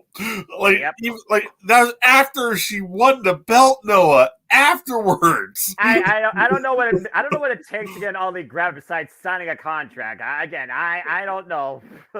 But that's how it should be. If you win a match or two, and they walk out with the contract and you sign it, or it shows some sort of backstage thing where Tony shows up and makes it feel important, and you sign the contract, that'd be something cool. I agree. But I hate how he's doing this whole bringing these ex-WWE guys in now. They don't sign any kind of contract. The graphic shows up. Little to no fanfare. But at the same time, I can also see why he doesn't do that, because he has to save the big announcements for ticket sales or whatnot. And I'm like, every week's a big announcement, and it's usually nothing that grandiose. And it's a freaking social media click. Yeah, so it's like a TV spot. Nothing is new, and everything is spoiled at this point. Exactly. Like there's so much speculation, and everything's at a point where speculation, like 8 or 9 different dirt sheets say one thing, so automatically that becomes what's going to happen. And that catches on like wildfire. Well, again, simple statement: protect your mentality. Turn off your heffing notifications. Curiosity killed the cat, but not curious saves your mind. I've unfollowed so many different wrestling pages because of that, and I like the idea of somewhat being surprised on occasion. So, thanks, JJ, for open mind that every week. So there's always going to be like somebody that wants to spoil everything, and that's fine. But at the same time, dude, I already know the rabbit's in the hat when it starts off. Okay, I pick up my slave. There's a scarf in your sleeve. It won't stop. Oh wow, that's amazing. It's but same time, your freaking blazer pocket. One of the main things you have to do with pro wrestling, and people are losing sight of this, and it's frustrating, is suspend belief. Damn. You have to walk into every show, every pay-per-view, every PLE, every program of wrestling, expecting only to be entertained, and leave some of the stuff up to surprise. Otherwise, you're not really watching wrestling anymore. You're just reading a TV guide, more or less, and getting everything spoiled for yourself. I still say, how many people actually watch wrestling versus just do something else casually and listen to it on their screen? TV in general is not what it used to be when it comes to full-on viewership, especially for wrestling. It's not. Yeah. It's sad to watch, because my viewing experiences growing up with wrestling are 100 times different than people how they watch wrestling now. Mm-hmm. We didn't have the internet.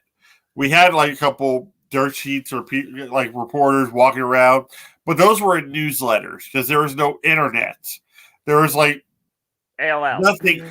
There was nothing that could ruin, for me at that point, Chris Jericho hopping over to WWF and becoming countdown to the millennium. That is still one of the greatest moments for me as a wrestling fan, because it was completely unspoiled for me. My parents had taped it for me because I had to go to sleep at school the next morning. But they're like, Junior, you have to watch this. And then the Rock's in there talking. I'm like, I don't want to hear him talk about the Big Show. I'm tired of this. And then the countdown started. I'm like, no. Then the countdown started. Yeah. And then all of a sudden, the lights went out. And then, you saw this really cool graphic. You saw Jericho's name flip through the screen. And the pop that came out of that crowd. I was like... And this man, still 53 years old, 33 years in the game, still relevant to this day, leading this wrestling company into the future. And by the way, folks, I'm going to say this right now.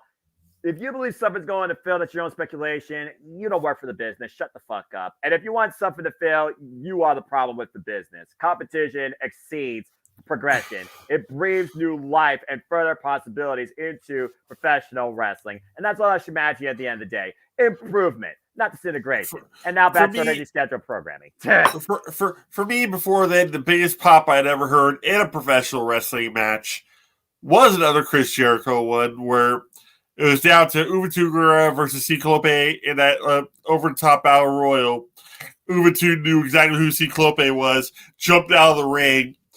Jericho went into the ring, and it was Malenko. And that was a huge payoff. It's one of my favorite parts of Jericho's book.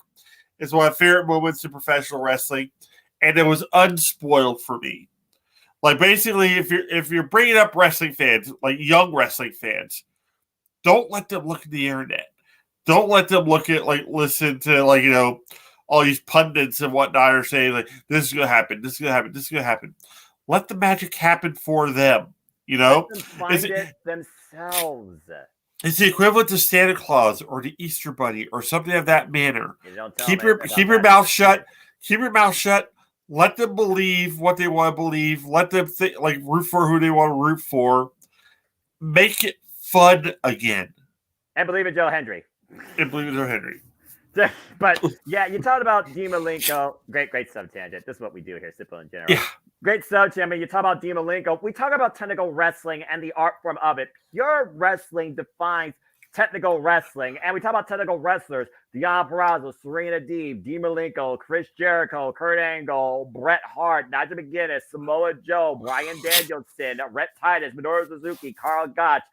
I mean, Zack Sabre Jr., for some reason, he's never been the Ring of Honor pure champion, but he's been a World Series champion now, approaching 1 year. But Tom Lawler, bringing that MMA background into play, he very much could win this under suspension of disbelief circumstance.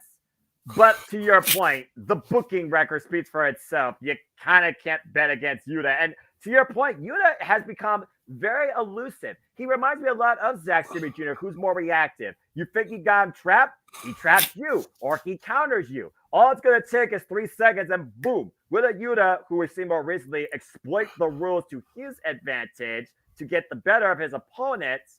That's all he needs. I think Wheeler Yuta's got this win. I don't think it's going to be easy. I think still Lawler's going to try and fold him into a pretzel. But I do think a seatbelt could lead to the win.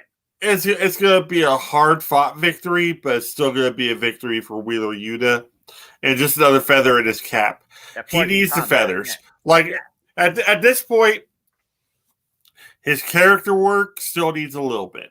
He needs a little more help with the microphone, but I think that's where Claudio and Mox come in handy. But at the same time, they are not always going to be around to speak for him.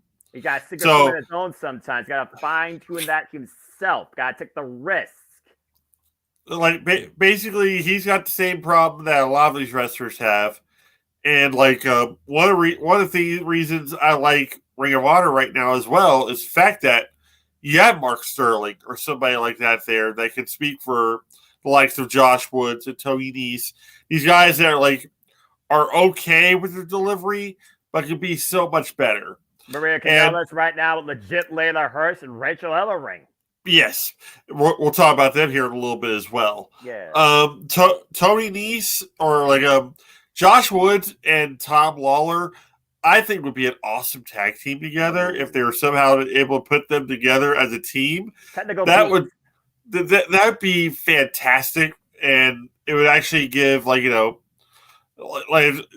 it would give Sterling, it would give Mark Sterling something to actually do more to, especially if Tom Lawler can't show up at a certain show and they have to replace him.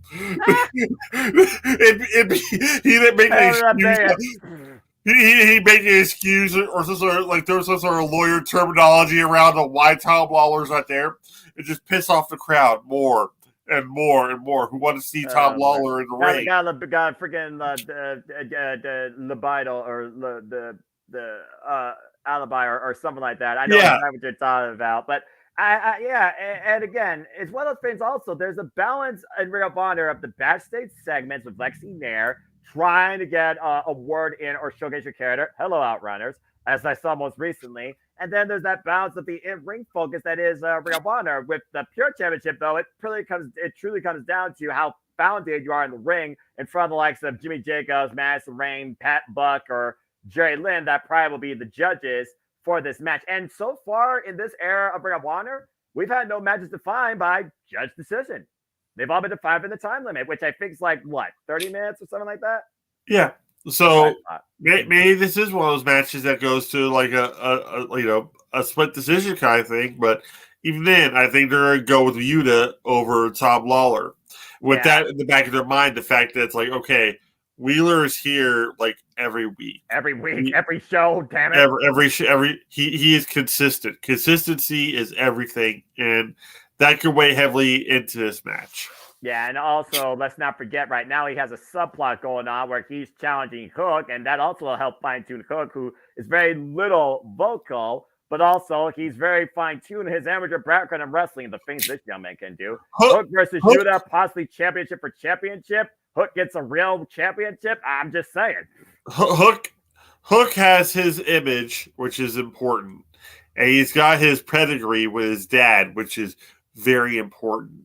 And he's got he gets a certain amount of TV time, not so much to the point where he's forced down our throat. No. They're doing things still properly with Hook. But progression is important at this point. So him winning the Pure Championship off of Wheeler Yuta would be a very good step in that direction.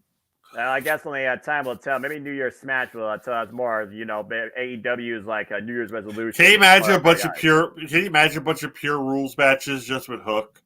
You take my money. I mean, shoot. Yeah, seriously. He respect and endorsed Katsuyori Shibata. I'm just saying. Give me Katsuyori Shibata versus Hook just because. And that way Hook is a made man. Just like Ren Narita was, well, originally before he joined House of Torture. Different conversation.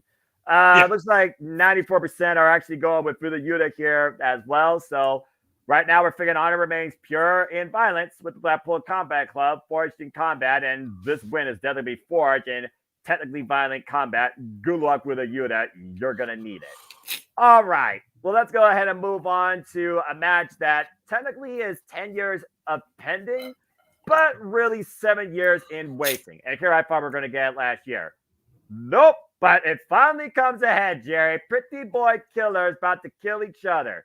Keith Lee takes on Shane Taylor. And for those that don't know, these two used to be a tag team called the Pretty Boy Killers, and they ran roughshod over VIP Wrestling in Dallas, Texas. They were their tag team champions. They've had multiple outings for the Ring of Honor World Tag Team Championships back in the early days. In fact, one of the last matches of these two was supposed to be for the tag titles, but Keith Lee went on to other things, and of course, our NXT. And now it's gone full circle. Jerry, I mean, meat slapping meat. This is going to be a judge bout, to say the least, but this could be a standout match that we haven't seen for the longest time with Keith Lee. Your thoughts on this? Keith Lee really needs another standout match. I was talking about the other day on like the No DQ review. We were talking about big mid matches, and the first thing that popped in my mind, as of I won't say recently, but past couple of years, was Keith Lee versus Dominik Dijakovic. So NXT feud. And another one for me was Brody Lee versus Dominik. Those are both very big dudes doing extraordinarily awesome matches. And I think we're going to get that with these two as well, because they actually have a history. They have a feud. And I think in the long run, Keith Lee's going to win this one, but then there's going to be this level of respect between the two, because it will be done. That like Keith Lee is closing a certain chapter in his book, so he can go on to different things. Hopefully, great. And possibly, like we're possibly entering a situation where Samoa Joe may become Ring of Honor champion. And if we get Samoa Joe versus a top form, healthy Keith Lee that's been actually getting to wrestle a little bit more, I'm cool with that. Same. Or maybe Keith Lee goes for a Ring of Honor title and becomes the cornerstone for that company. Either way, company is a weird word. Brand. ROH is not a company. It is a brand. To be fair, you're right. That's a wrestling brand. Continue. So, but the idea of for me, sorry. There you go. Keith Lee as a heel for me would always be better than Keith Lee as a face. He's very soft spoken. He's very to the point, and him with a championship and actually like almost like King Booker capacity without the stupid accent. King Booker. Oh, I remember those days. But him having his own like court and just be like, very regal, more or less. That's the word I'm going to use right there. Imagine William Regal, Commissioner, King of the Ring, Intercontinental title phase, William Regal, embodied in Keith Lee. How dominant and how awesome that would be. But you need to give him that shot. But in order to give him that shot, he has to tie up some loose ends. One of those loose ends is Shane Taylor. And the second loose end will undoubtedly be Swerve Strickland. A face, Swerve Strickland, versus a heel, Keith Lee, would be a completely different dynamic, completely different set of circumstances, and it would make for a beautiful and brilliant and violent and athletic feud, and I need it. But for right now, we have to have Keith Lee beat Shane Taylor.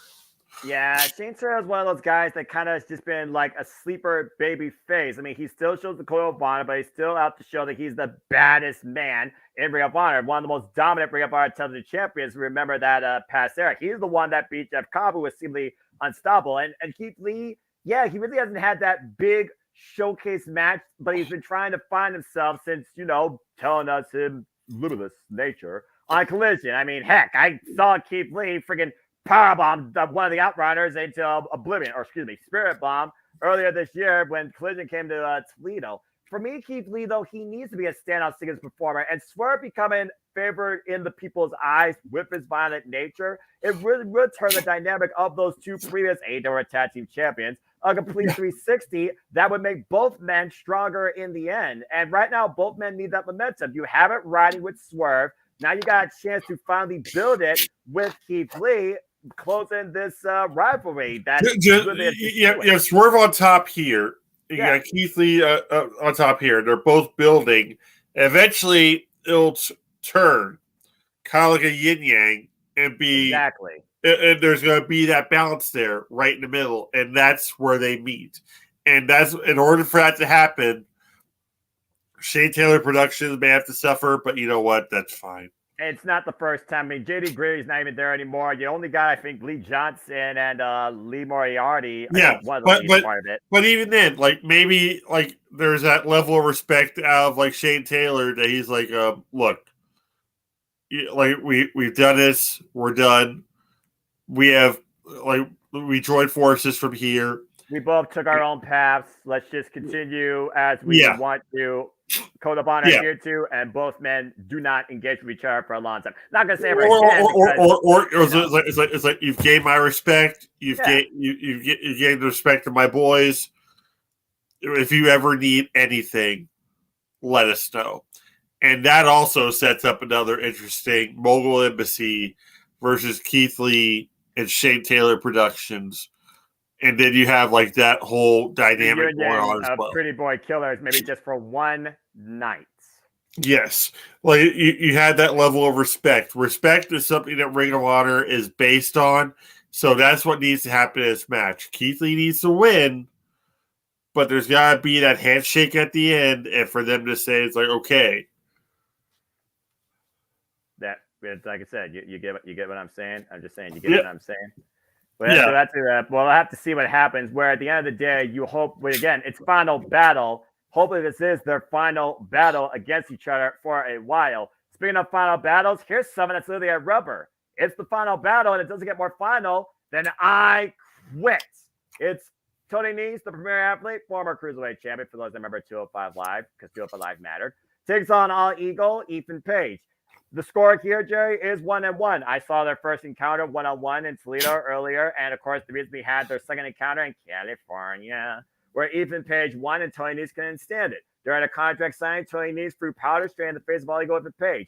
Ethan Page has fine-tuned his mind and his body, and after coming up short against Kenny Omega, but still a great match, he said 3 seconds beat him, but you cannot beat my will. I will not say I quit no matter what. It's one thing to beat a person for 3 seconds. It's another thing to break a person's will to the point they literally verbally say, I quit.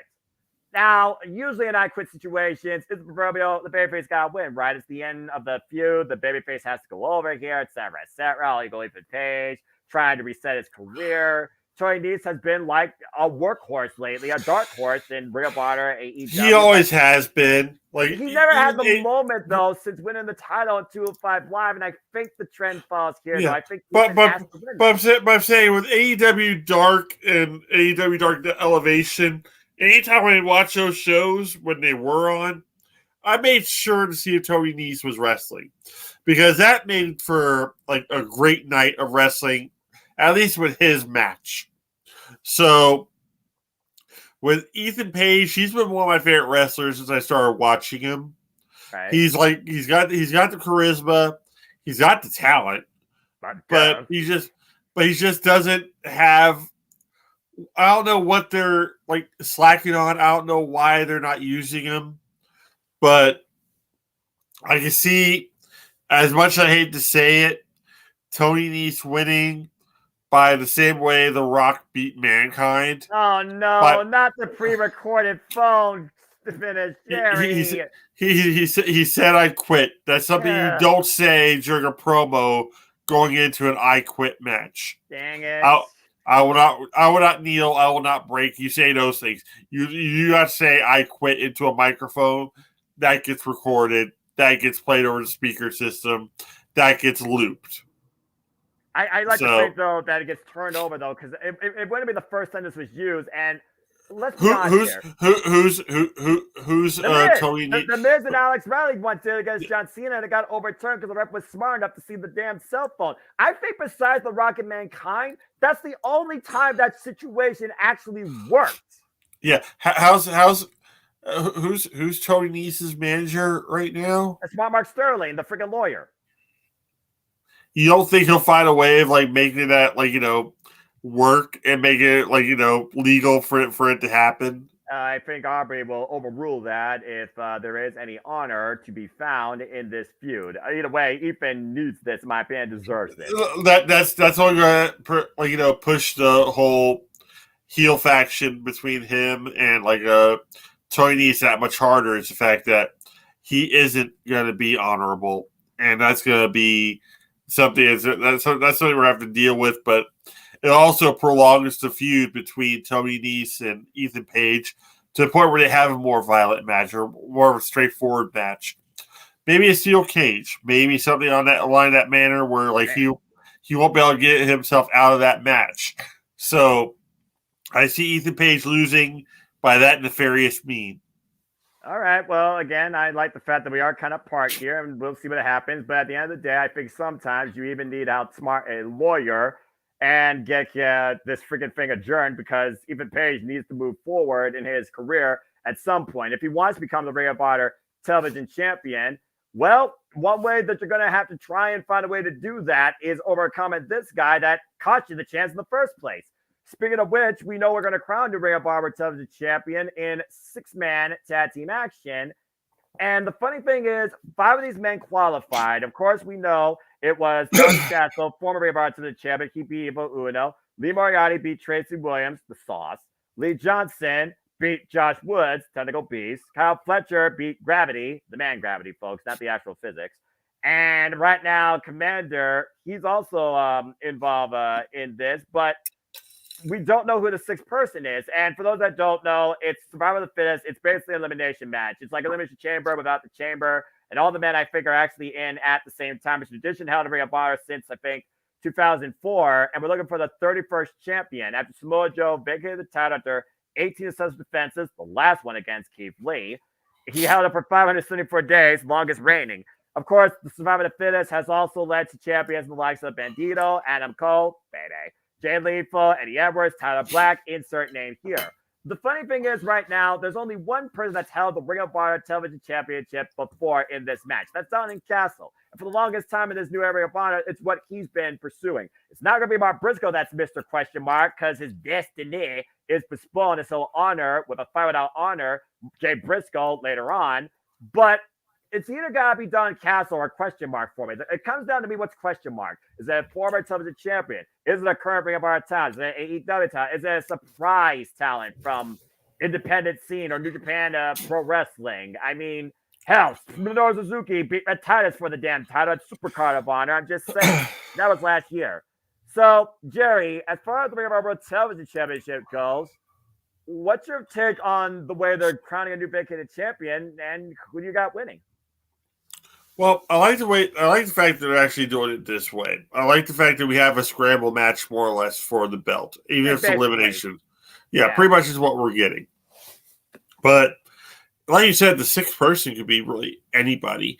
But in my opinion, there's a couple people that deserve the spot more than anything else if they're even remotely around the company.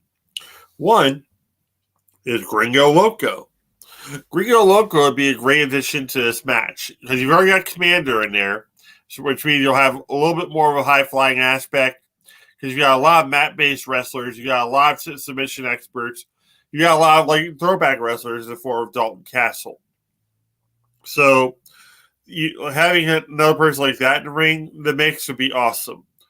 But then you also have the idea of maybe having another submission expert or something along the lines of that. So maybe this is a return of Jonathan Gresham. We don't know. And Jonathan Gresham would be like an awesome television champion. But I think in the long run, what we're going to get is Dalton Castle as champion again. He's been on a bunch of Ring of Honor programming. His storylines with him repeatedly losing and just becoming more and more unhinged backstage is just good television. It really is. His frustrations and his like, I'm not yelling at you. I'm yelling at you, but I'm not yelling at you. I'm not myself. I don't know what to do here. I gotta give the people more what they want. They want more Don Castle on their screen. They want more Don Castle on TV. Put the belt back on him, but then have him be even more stressed out about having the belt and having to defend it. Oh, God. The man's going to have a mental breakdown if we're not careful. It just seems like the great conundrum about it. He's like, I win this TV title. What they want me to do? They want me to defend it on television. Okay, I got this person after me. I got this person after me. I got this after me. That's too much pressure. I don't know what. Where are my boys? After these guys were previously the Ring of Honor 6-man tag team champions in the start of this era. He puts his hand up. They come flying around him, calm him down a little bit. He's like, okay. It was just made for good television, and that's what you want for a television champion is good television. So you know what, Dalton Castle, put the belt back on him, have this whole madness unfold even further. I'd be pleased with it. I want Don Castle to win because I do think he makes the most sense out of this field, and even the question mark is the new Johnny Honor, aka Johnny TV, since Saya and Johnny now are in Ring of Honor together. It builds a feud. I guess the only thing that would screw this up is if Johnny Honor is in this match. Can I see Johnny and Don Castle costing each other? Which then leads me to believe that the only other person that could win this is the person that you would think more predominantly would be above Ring of Honor. That'd probably be question mark. As far as question mark, it's not just Cephas, by the way, posted in NWA. I have no idea who it could be, but several people right now, they're going with either Kyle Fletcher, who's also been involved in Ring of Honor for a period of time. Of course, Ring of Honor tag team champion previously, Mark Davis, get well soon. And of course, Don Castle has the second most votes. And strange enough, third most, question mark. So at this point, you're either crowns up, you're either going to break people's hearts, or you're going to surprise the hell out of us. They really need to do something with Kyle Fletcher, especially since, United Empire is kind of.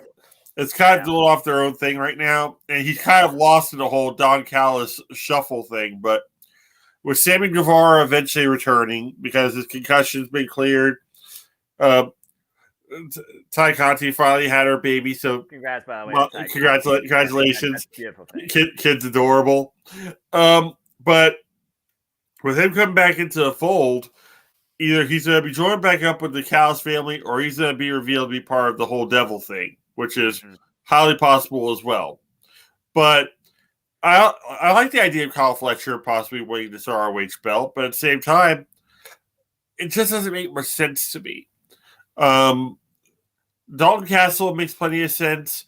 Kyle Fletcher, he's just really starting to prove himself, and even then, most of what he's gotten have been victories that have not really been notable.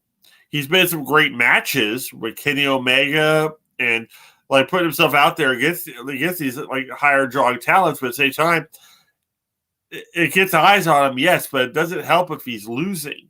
Exactly. His last high-profile match is against Orange Cassidy for the International Championship, and then when he plays Konosuke Takeshita one-on-one, that's what put him in Don Callis' family in the first place. Yeah, so him losing isn't really helping him. He needs to pick up some wins before he even tries for a championship contendership. Otherwise, he's going to become a transitional champion, or like the eyes will be taken off of the belt because of like Kyle Fletcher. The dude doesn't win matches. Why would I want to watch him? The championship's only as strong as the champion it's around. So there you go. Precisely. So I like the idea of Dalton Castle, who's well established on television, who's at least got some sort of character arc going, and has a wild slew of people he can either put over or that he can work with it in a manic sense that he needs to go ahead and have the belt on him. That a manic television champion is what the new era of Honor needs in 2024. Lord help us all. All right. You know what? I'm not going to lie. That does sound extremely entertaining, and I'm with Emmy Nemi on this one. More Castle, please. This guy it wouldn't make it a joke title because Dalton Castle is very, very solid in the ring. Yeah, he's a former Man of Our World champion. Let's not forget, he got his moment at Final Battle in 2016 or 17. Someone fact check it, against Cody Rhodes to win the World Championship. Yeah, so in the long run, you're really just putting the belt on him to elevate the title a little bit more, to have people so people get on the TV and get to do something really cool with it. Yeah, it's not like the 24/7 belt or some shit. God. Okay, this is a Ring of Honor Television Championship, a belt that like Samoa Joe kind of held it stranglehold for God knows how long. 574 days, 18 defenses. Yeah, so it's got a lot to live up on. So I'm all for Dalton Castle adding a little bit of his Peacock prestige to this belt. And not brought to you by Peacock either. All right. Well, as we go from that's a nice little jab. That I like that.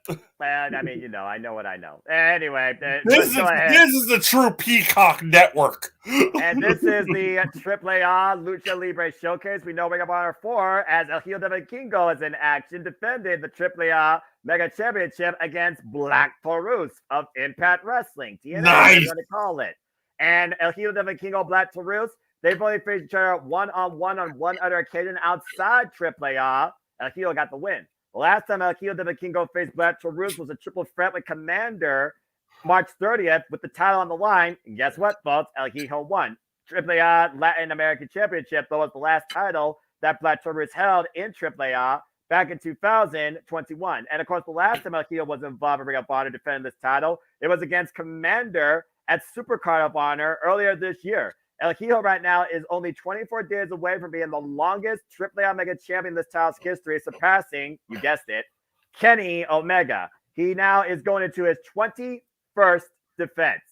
This is Ring of Honor, Jerry, but Ring of Honor knows how to do something beautifully, and that is showcase Lucha Libre Wrestling. This is going to be a fun match to see, but I don't see El Hijo losing. This is going to be the Rey Mysterio Psychosis type match. Exactly. This is going to be the match that people are going to be talking about for years to come, and it's probably going to revolutionize Lucha Libre Wrestling in North America. And it's going to be insane to watch. It's going to have the same kind of underground feel to it as the initial Psychosis and Rey Mysterio match had as well. To the point where there's going to be YouTube clips of it circulating. It's going to not really go viral, but close enough to it that people are like, oh my God, we really need to watch this match. But Yeah. We're not going to have a title change, especially a title for a different company on Ring of Honor with only like 3 weeks away from like him breaking a record.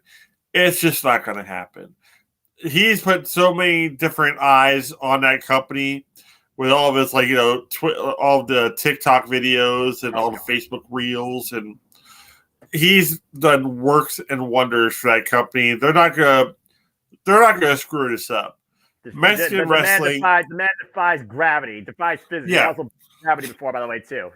Yeah, so it's one of those situations where, yes, this is going to be a showcase match, but it's not really to showcase Vikingo. It's to showcase Black Taurus. Exactly. Like the guy has been a wrestling companies, Canadian, pretty much everywhere. The guy is everywhere, but there's no respect really put on his name at this point.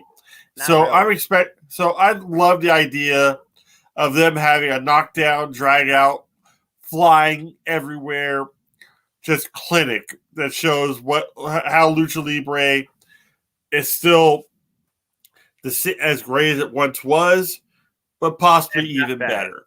And that's it, if not better. So yeah, this is gonna be a fun match. Again, El Hijo del Vikingo, he can literally twist and turn more ways than you can blink in a matter of 2 seconds. This guy has done nothing but impress the hell of us no matter where he's competed. GCW, Ring of Honor, AEW, AAA, of course, his home turf. And now, of course, as I said earlier, he's fucking coming to TNA and he's facing Chris Sabin and Kushida for the X Division Championship. I can't believe this is a thing! But I digress. But yeah, this is going to be a fun match, but I just don't see El Hijo del Vikingo losing. If nothing else, I see him going to Hard to Kill with that title still around his waist, just to show it off. And to add even more to this, they should have Conan on commentary. Either way, I got El Hijo winning this. This is going to be the fun exhibition, holy match that you're going to literally. You know what I wouldn't mind? What? Him retaining his title in this, taking it to TNA with them, but then may start an air promotional feud between him and Kushida. And Kushida's the one that ends up taking the belt off him eventually. That kind of would make sense, and that'd be a great way of extending their business with Impact Wrestling. I mean, CMLL, AAA, NJPW, Ring of Honor, AEW, TNA. I mean, 5 of the biggest companies in Japan just came together in their own little corporate summit. It seems so. I mean, I could definitely see this being a thing where, again, at the end of the day, I think that collaboration breeds more than just internal competition. Hello, WWE. But I digress. All right. Well, speaking of competition, I'm not going to say anything else, Jerry. Just look at this. And by the way, this fight without honor is to honor Jay Briscoe. Yes, folks, Jon Moxley, for the first time ever, is in action in Ring of Honor, and Bryan Danielson returns to Ring of Honor. It is a 6-man fight without honor. Reach for the sky, boy. As all hell's about to break loose to honor them, boy, Jay Briscoe. Jerry, your thoughts first off on Jay Briscoe, the impact he had, pun intended, with Ring of Honor, and honest to God, 5 of these 6 men, because he and Jon Moxley never engaged with each other, believe it or not, I've already looked. And at the end of the day, this is going to be monkey butt ugly, but a freaking violent classic. Your thoughts on this? It's going to be a bloodbath, but it's going to be a beautiful bloodbath. Bloodbath. it's going to be. Jon Moxley's probably going to bleed before he even hits the ring. Danielson's not. Can you give us 5 minutes? Danielson's art is still not. His surgical scar is still not all the way healed, as we saw this past week on wrestling, AEW. Yeah, I was about to say Andrade exposed that for what it was worth and got 3 points out of it. Claudio, I think, in the long run, is just going to be there for the technical aspect and to just add brute strength to the match. Briscoe is going to completely wild out. And that FTR are going to be just the tag excellence that we know they've always been. So this match is going to be something very, very special. And the only real winners that you're going to get out of it is everybody in attendance, Jay Briscoe's family, his whole legacy at this point is going to be a really nice shine is going to be put on it for that maybe 15 to 20 minutes that this match occurs. So you said that Jon Moxley and the Briscoes have never really crossed paths before. They really haven't. No, they haven't. I couldn't believe that when I was doing my research. Jon Moxley has never crossed paths with a Briscoe before Mark Briscoe in the Continental Classic. The beauty of that is the fact that you look back now, you're like, man, we should have gotten Jon Moxley and Sami Callihan versus the Briscoes at some point. Exactly. So, like, the fact that we never got that, I kind of feel cheated at this point.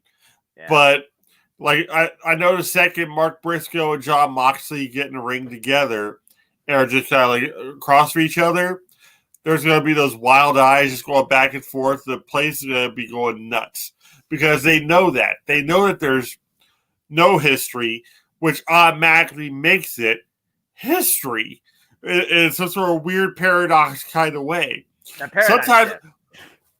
Sometimes the best history a wrestler can have another wrestler is no history at all.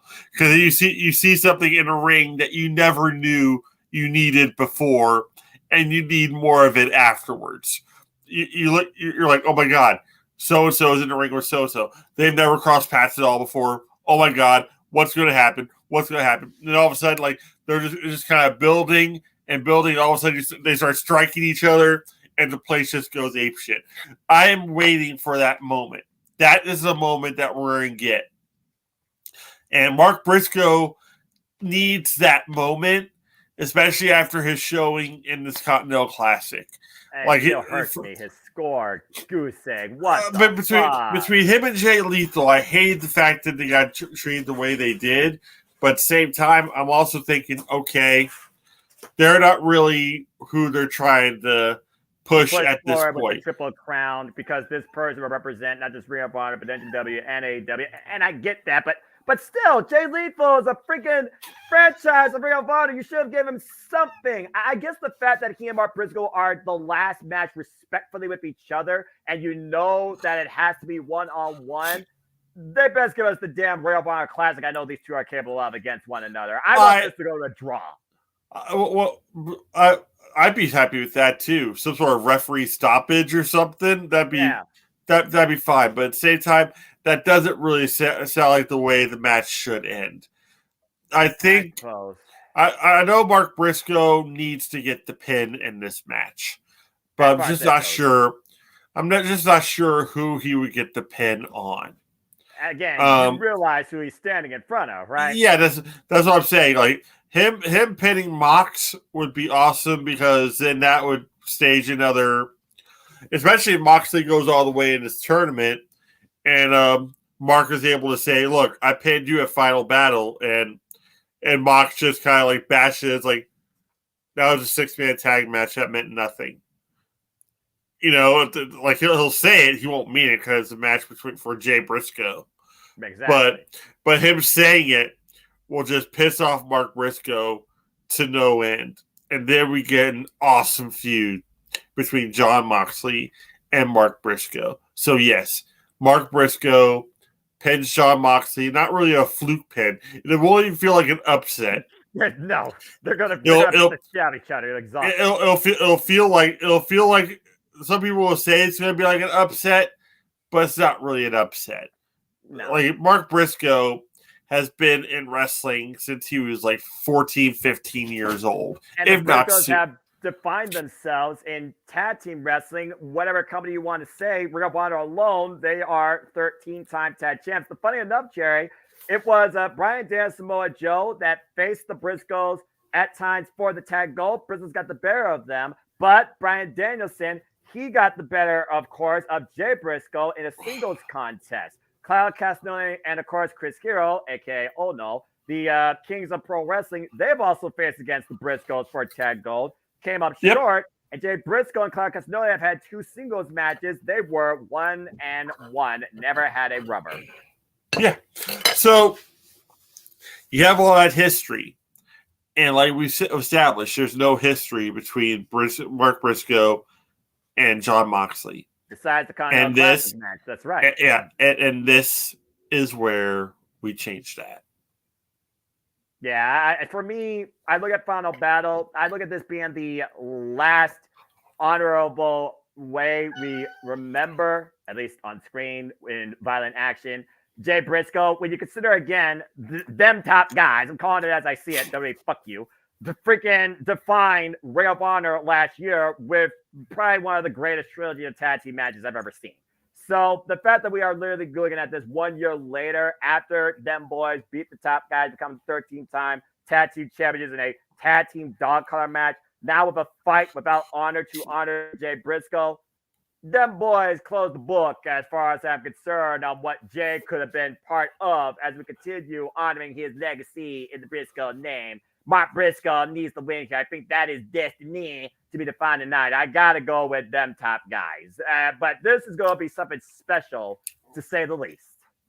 Your Mark Briscoe sound like Dusty Rhodes on helium. Yeah, I know, right? Well, I'm congested, so, you know. Besides, I'm not from Sandy Point. I'm Midwestern. I'm Midwestern, all right? Shoot, I'm from Ohio. Ohio's don't even have an accent as far as I know. At least I don't think they do. Maybe they do. I don't know.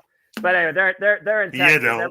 Everyone in Texas has an accent and wears a weird hat, according to Kevin Owens. So there you go. But let's go.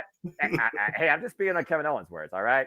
Anyway, let's go ahead and talk about the match that will headline for the first time ever in Ring of Honor Final Battle history as the women take center stage in what truly is 1 year defining, at least for the Minion Overlord.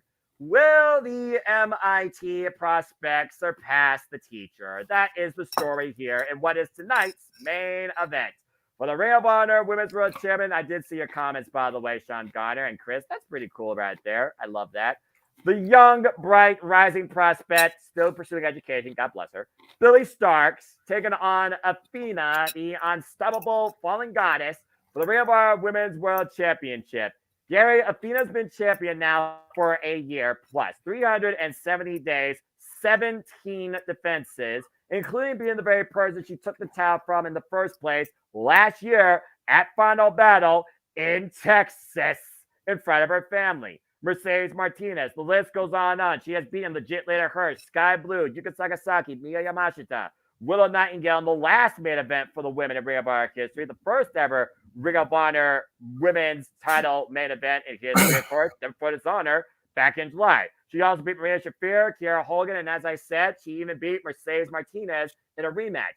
But Billy Starks has been underneath her violent tutelage since their first ever singles encounter back during the Owen opener back at Forbidden Door 0 Hour. How about that for some crazy stuff? These two have engaged with each other in some capacity under tag team tutelage or hard love since June 2023.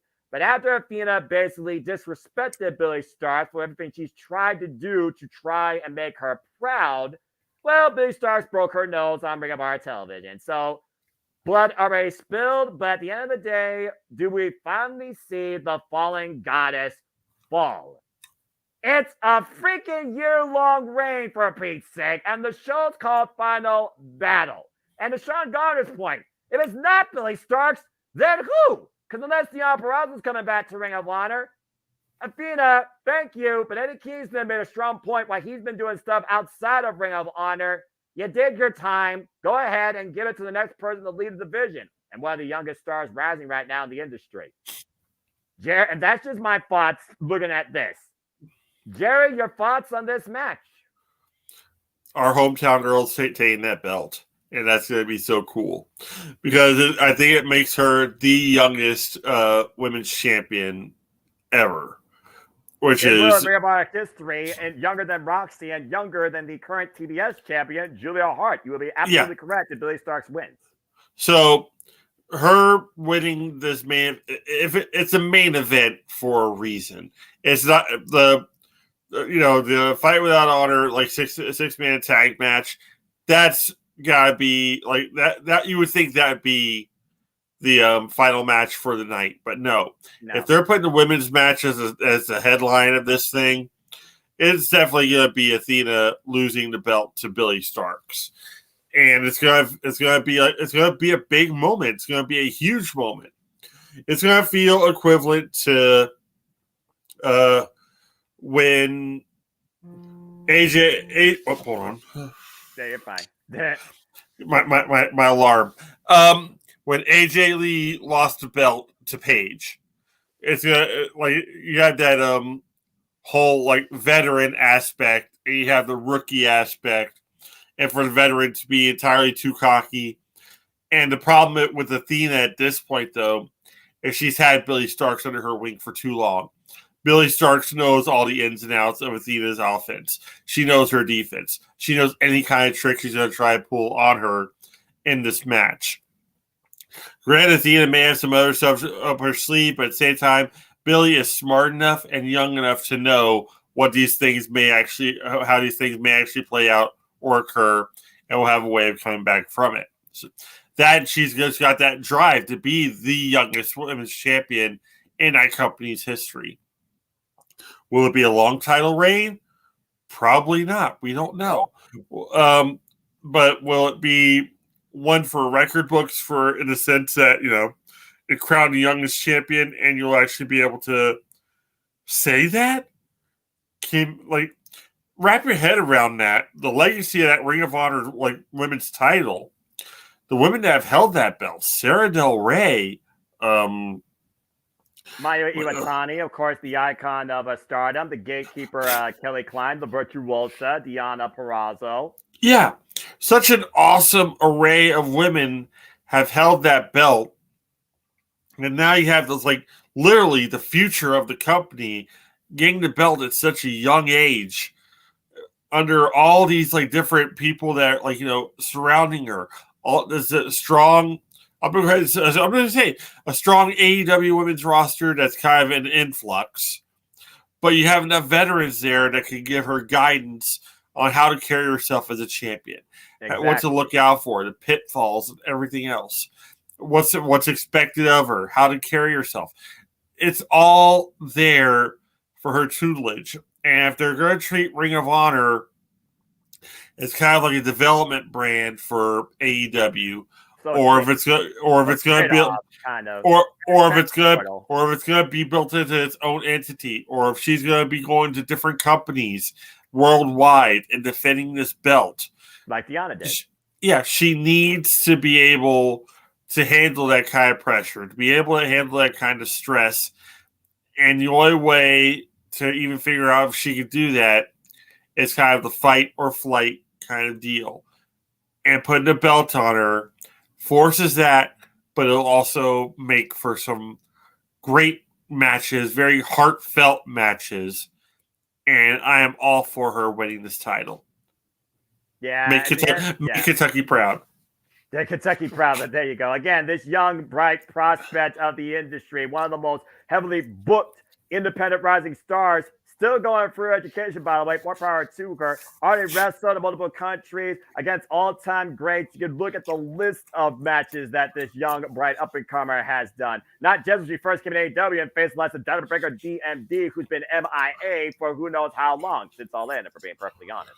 And again, it's one of those things where, again, you want to try and shape the future. You got to give it a chance. Ride or die. Rise and shine. Rise or fall. Thrive or die. Live to succeed or fall flat and maybe, you know, get to continue in another life of this industry. You have to see what happens. I think Billy Starks has that much bright potential in her, being underneath the learning tree of Athena and dealing with all these incredible women. I mean, you talk about the women's division of AEW, Ring of Honor. I mean, just look at how much competition Ring of Honor has not only fed to Athena, both established name and local prospects. But look at the names right now in the Ring of Honor women's division that could go after Billy Starks. You got Maria Kanellis right now, who's guiding the likes of legit Lana Hirsch and Rachel Ellering, from what it seems. You got freaking Lady Frost, like you said earlier. You got Willow Nightingale. You got Trisha Dora. You got Taya Valkyrie now apparently part of the scene. Jeez. You got Maria Shafir, who still defines herself unlike anybody else with her. And the rest of them being sprinkled from AEW. You have your Sky Blue. So again, the potential of a reset to give more opportunity in trying to hone potential in women's wrestling Ring of Honor is stronger with Billy Starkz as champion than Athena continuing, because it literally resets the landscape. And I think Athena gave more than enough, especially if her nose right now is broken after what Billy Starkz to her last time on the taping. Ow. I could see her taking a break for Ring of Honor for a little bit, recharge her batteries for a little bit, and then come back for a rematch somewhere down the line. But enough time to give Billy Starkz a little bit of time to shine and start with a feud with somebody else for a little bit. And maybe Diamante, because they're about the same height. Like having Diamante show up would still be fantastic, and that'd be a great way of kicking off Billy Starkz' title reign. Is the fact that Diamante feels held down in AEW, and he comes up there to a place where they put the belt on a child, and she keeps on calling her a child. If you keep on calling her a child, that would be fantastic. It'd be hilarious. And again, the child is still with a fanny pack that I believe right now is just a little under 20 years old for what it's worth. By the way, happy birthday to my friend from church, Juliana. She officially turned 21. No longer a child. So welcome to adulthood. Get ready for the headaches that are bills and other things in life.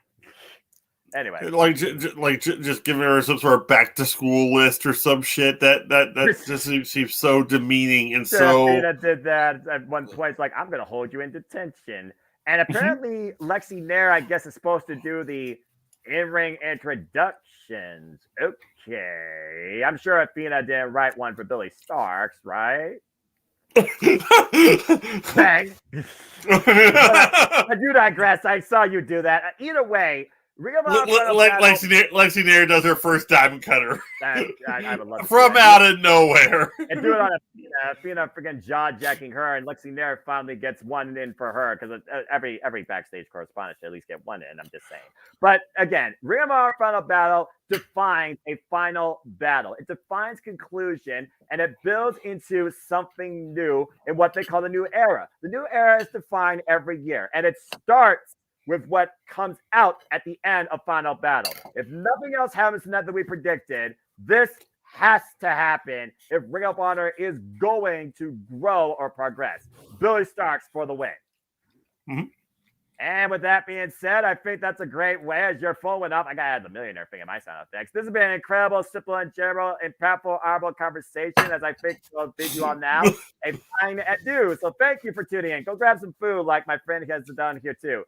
Jerry, I think we established something new that we'll try at least a month, if not a quarter, because this was incredible, as always, my friend. So any last thoughts? And of course, besides Omar, where can people connect and find you? Just on Facebook or actually Twitter, Jiro_JSJ. If you don't know me from actually talking to me in the group or approach me through a message or something, don't try to add me on Facebook or anything like that. I try to keep my love of pro wrestling and my normal social life kind of a separate thing. Mm-hmm. Sometimes they merge, sometimes they don't, but at the same time, I don't like forcing my stuff onto other people. Like if they want to gradually come in and see what's about, that's fine. But I'm always highly respectful towards people and their love for different companies or whatnot, because in the long run, Noah, you and I have established this over and over again. It's not about companies. It's about professional wrestling. It's about the art. It's about the craft. It's about the athleticism. It's about the entertainment. And people are losing sight of that, and it's sick to watch people become so divisive over which brand is better than which brand, or like who's a traitor for going to certain. Yeah, you don't have a say in it, people. You really don't. These people tell you what I watch every year, just this year alone, for a living. I don't define myself by a brand. I look at this industry. Damn it!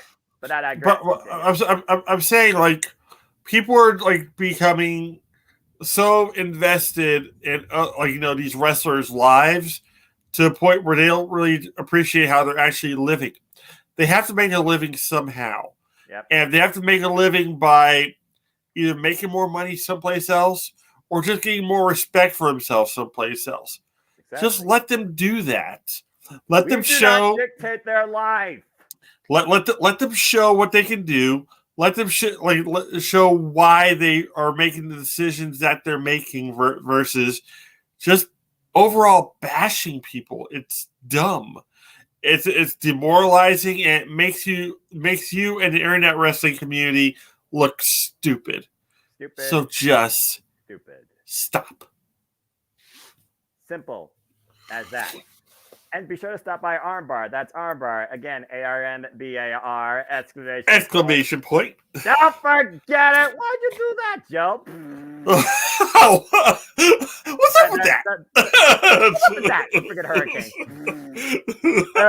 Jerry, never change. God bless your mentality and your spirit and your wrestling fandom. May we always engage, simple in general. I think this is the longest video we've ever done, but this is also one of the most. This is easily one of the most highly entertaining ones that I've done. So thank you, Noah, for having me on. It's an absolute pleasure, my friend. I'm looking forward to the next time we engage, simple and in general. And again, folks, you want to engage with me? Like I said, like Jerry said, it's simple. Follow me if you choose on the Twitter and on YouTube and at Foster1916. For all things wrestling, shout out, of course, to my entire DW fan on the Twitter and our social media platforms.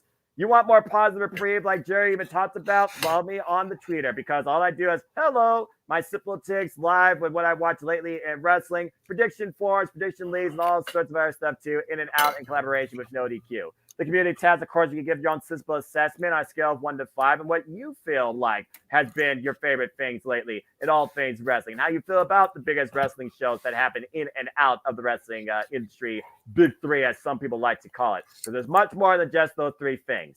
The AEW been impromptu, more episodes than I've done ever before. Me and my family will be back at the end of the year once again for our year-end wrap-up in what we approve. So stay tuned for more on that. Again, this thumbnail is not something I make up. Literally, Jerry, I've watched every single show on this thumbnail and more. Probably call all of them too, except for the bottom right-hand corner. So stay tuned for ATW as we look at year's end ahead of World's End and what this year we have approved. Whether it was what happened in this company, what happened with this wrestler, what happened with this match, what happened with this story, and what we think is still to come after. So stay tuned for the year-end special of the ATW View. Impromptu. And of course, that's all ahead of World's End. But of course, my 2023 doesn't end there because my crazy butt will be talking about this at some point. As we have Stardom Stream Kingdom, which will determine a new World of Stardom champion, the tag team titles on the line, and Julia defends her Strong Championship against Megan Bayne. And so much more still yet to be announced. So stay tuned for more on that, where I'll give my own predicting preview on that. And of course, we'll be back here at some point again on the Civil YouTube channel to preview AEW World's End before 2023 concludes. And I might slowly talk about this match as well for All Japan Pro Wrestling between Katsuhiko Nakajima and Kenta Miyahara because I'm that crazy and love about this industry. Then 2023 starts with Pro Wrestling Noah for me, where I cannot wait for this. Kota Ibushi versus Marufuji one-on-one. Wow. Yeah, that's a real thing, Jerry. Look at that. Yeah, it's happening. Damn it. And of course, my real start with everybody in prediction, exhibition, discussion, and engagement, and commentary reaction starts off with my intro every year to professional wrestling. And of course, that continues to be on January 4th. Wrestle Kingdom 18 in Tokyo Dome! But I digress. And of course, so much more still heading out of the Simple YouTube channel, our fandom, our passion, and of course, the Gently General Multiverse Media, not only for my boys, but for my friends as well. Like Datilla, who of course reveals all things weekly. Follow her at Raiders of Wrestling. She rarely gives you reviews for this. And of course, Open Mic Night is your regular standard weekly Saturday night shenanigans, hosted by the Renegade JJ Williams. Follow him, become a friend, become a fan, become a member today at Cast at the 18 Studios. And of course, on behalf of Jerry, myself, and the entire Multiverse Media, this is not done possible without all of you, and we truly do thank you. Eric's going to give it to you, but I digress too. And that's all I got to say in and out of my fandom and everything we do in and out of discussion on professional wrestling, damn it, too. For I am but a simple man, a lifelong fan of it. Wishing to always encourage you, there are only winners. There are no losers. There are no betters. Just fans of appearance with this passion we all share. So at the end of the day, folks, support one another, respect each other, protect your mentality too, treasure your family, especially during the holidays, and just enjoy life and enjoy professional wrestling. It's truly as simple as that. But with that being said, thank you so much for tuning in to this little special I decided to do. First time ever, simple. Little special. It's 2.5 hours. Little, simple, and contextual words, Jerry. All right. It's not like I do a whole lot. I don't go with a script. I just talk and I just see what else happens. And boom, it all worked out just fine. And that's all that matters. And as long as you had a good time and everyone had a good time engaging and encouraging, I had excellent time. Be themselves. Be honest. Be a fan. Be a friend. That's all you got to be at the end of the day to really enjoy everything that this offers in the end. So until next time, thank you again. Please like, subscribe, comment, tell a friend, hit the bell so it goes live on demand on this channel. Hit the subscribe button. I show you my creative passion, my voice, and of course, everything I covered, all things wrestling, is not laying up anytime soon. In fact, I'm pretty sure Jeff Meacham J is trying to kill me because he's got a video called the "We're Gonna Die" trailer regarding everything he's going to have me covered. So stay tuned for that, my friend. But until next time, folks, what do you approve in wrestling? What are your predictions of Ring of Honor Final Battle tonight? What is your final takeaway for Impact 2023? And how do you feel about the return of TNA? That will also include this. I show it again. Oh my God! Had to do it. All right. Well, that's all I'm going to say for now. But again, we love engaging with y'all. We appreciate y'all for tuning in. Enjoy your Friday night. Enjoy whatever you choose, whether it's AEW, whether it's TJPW, whether it's GCW, whether it's Ring of Honor, NXT, WWE, some other company I ain't naming right now, Impact, TNA too. I thank all of you. Enjoy your food. Enjoy your night. Everyone enjoy yourselves. Make a positive impact in life as always, for honor is real. And have a good night. This has been brought to you again by Armbar. And we'll see you next time for something I'm sure that will be simple and general. Have a good night, folks. Stupendous.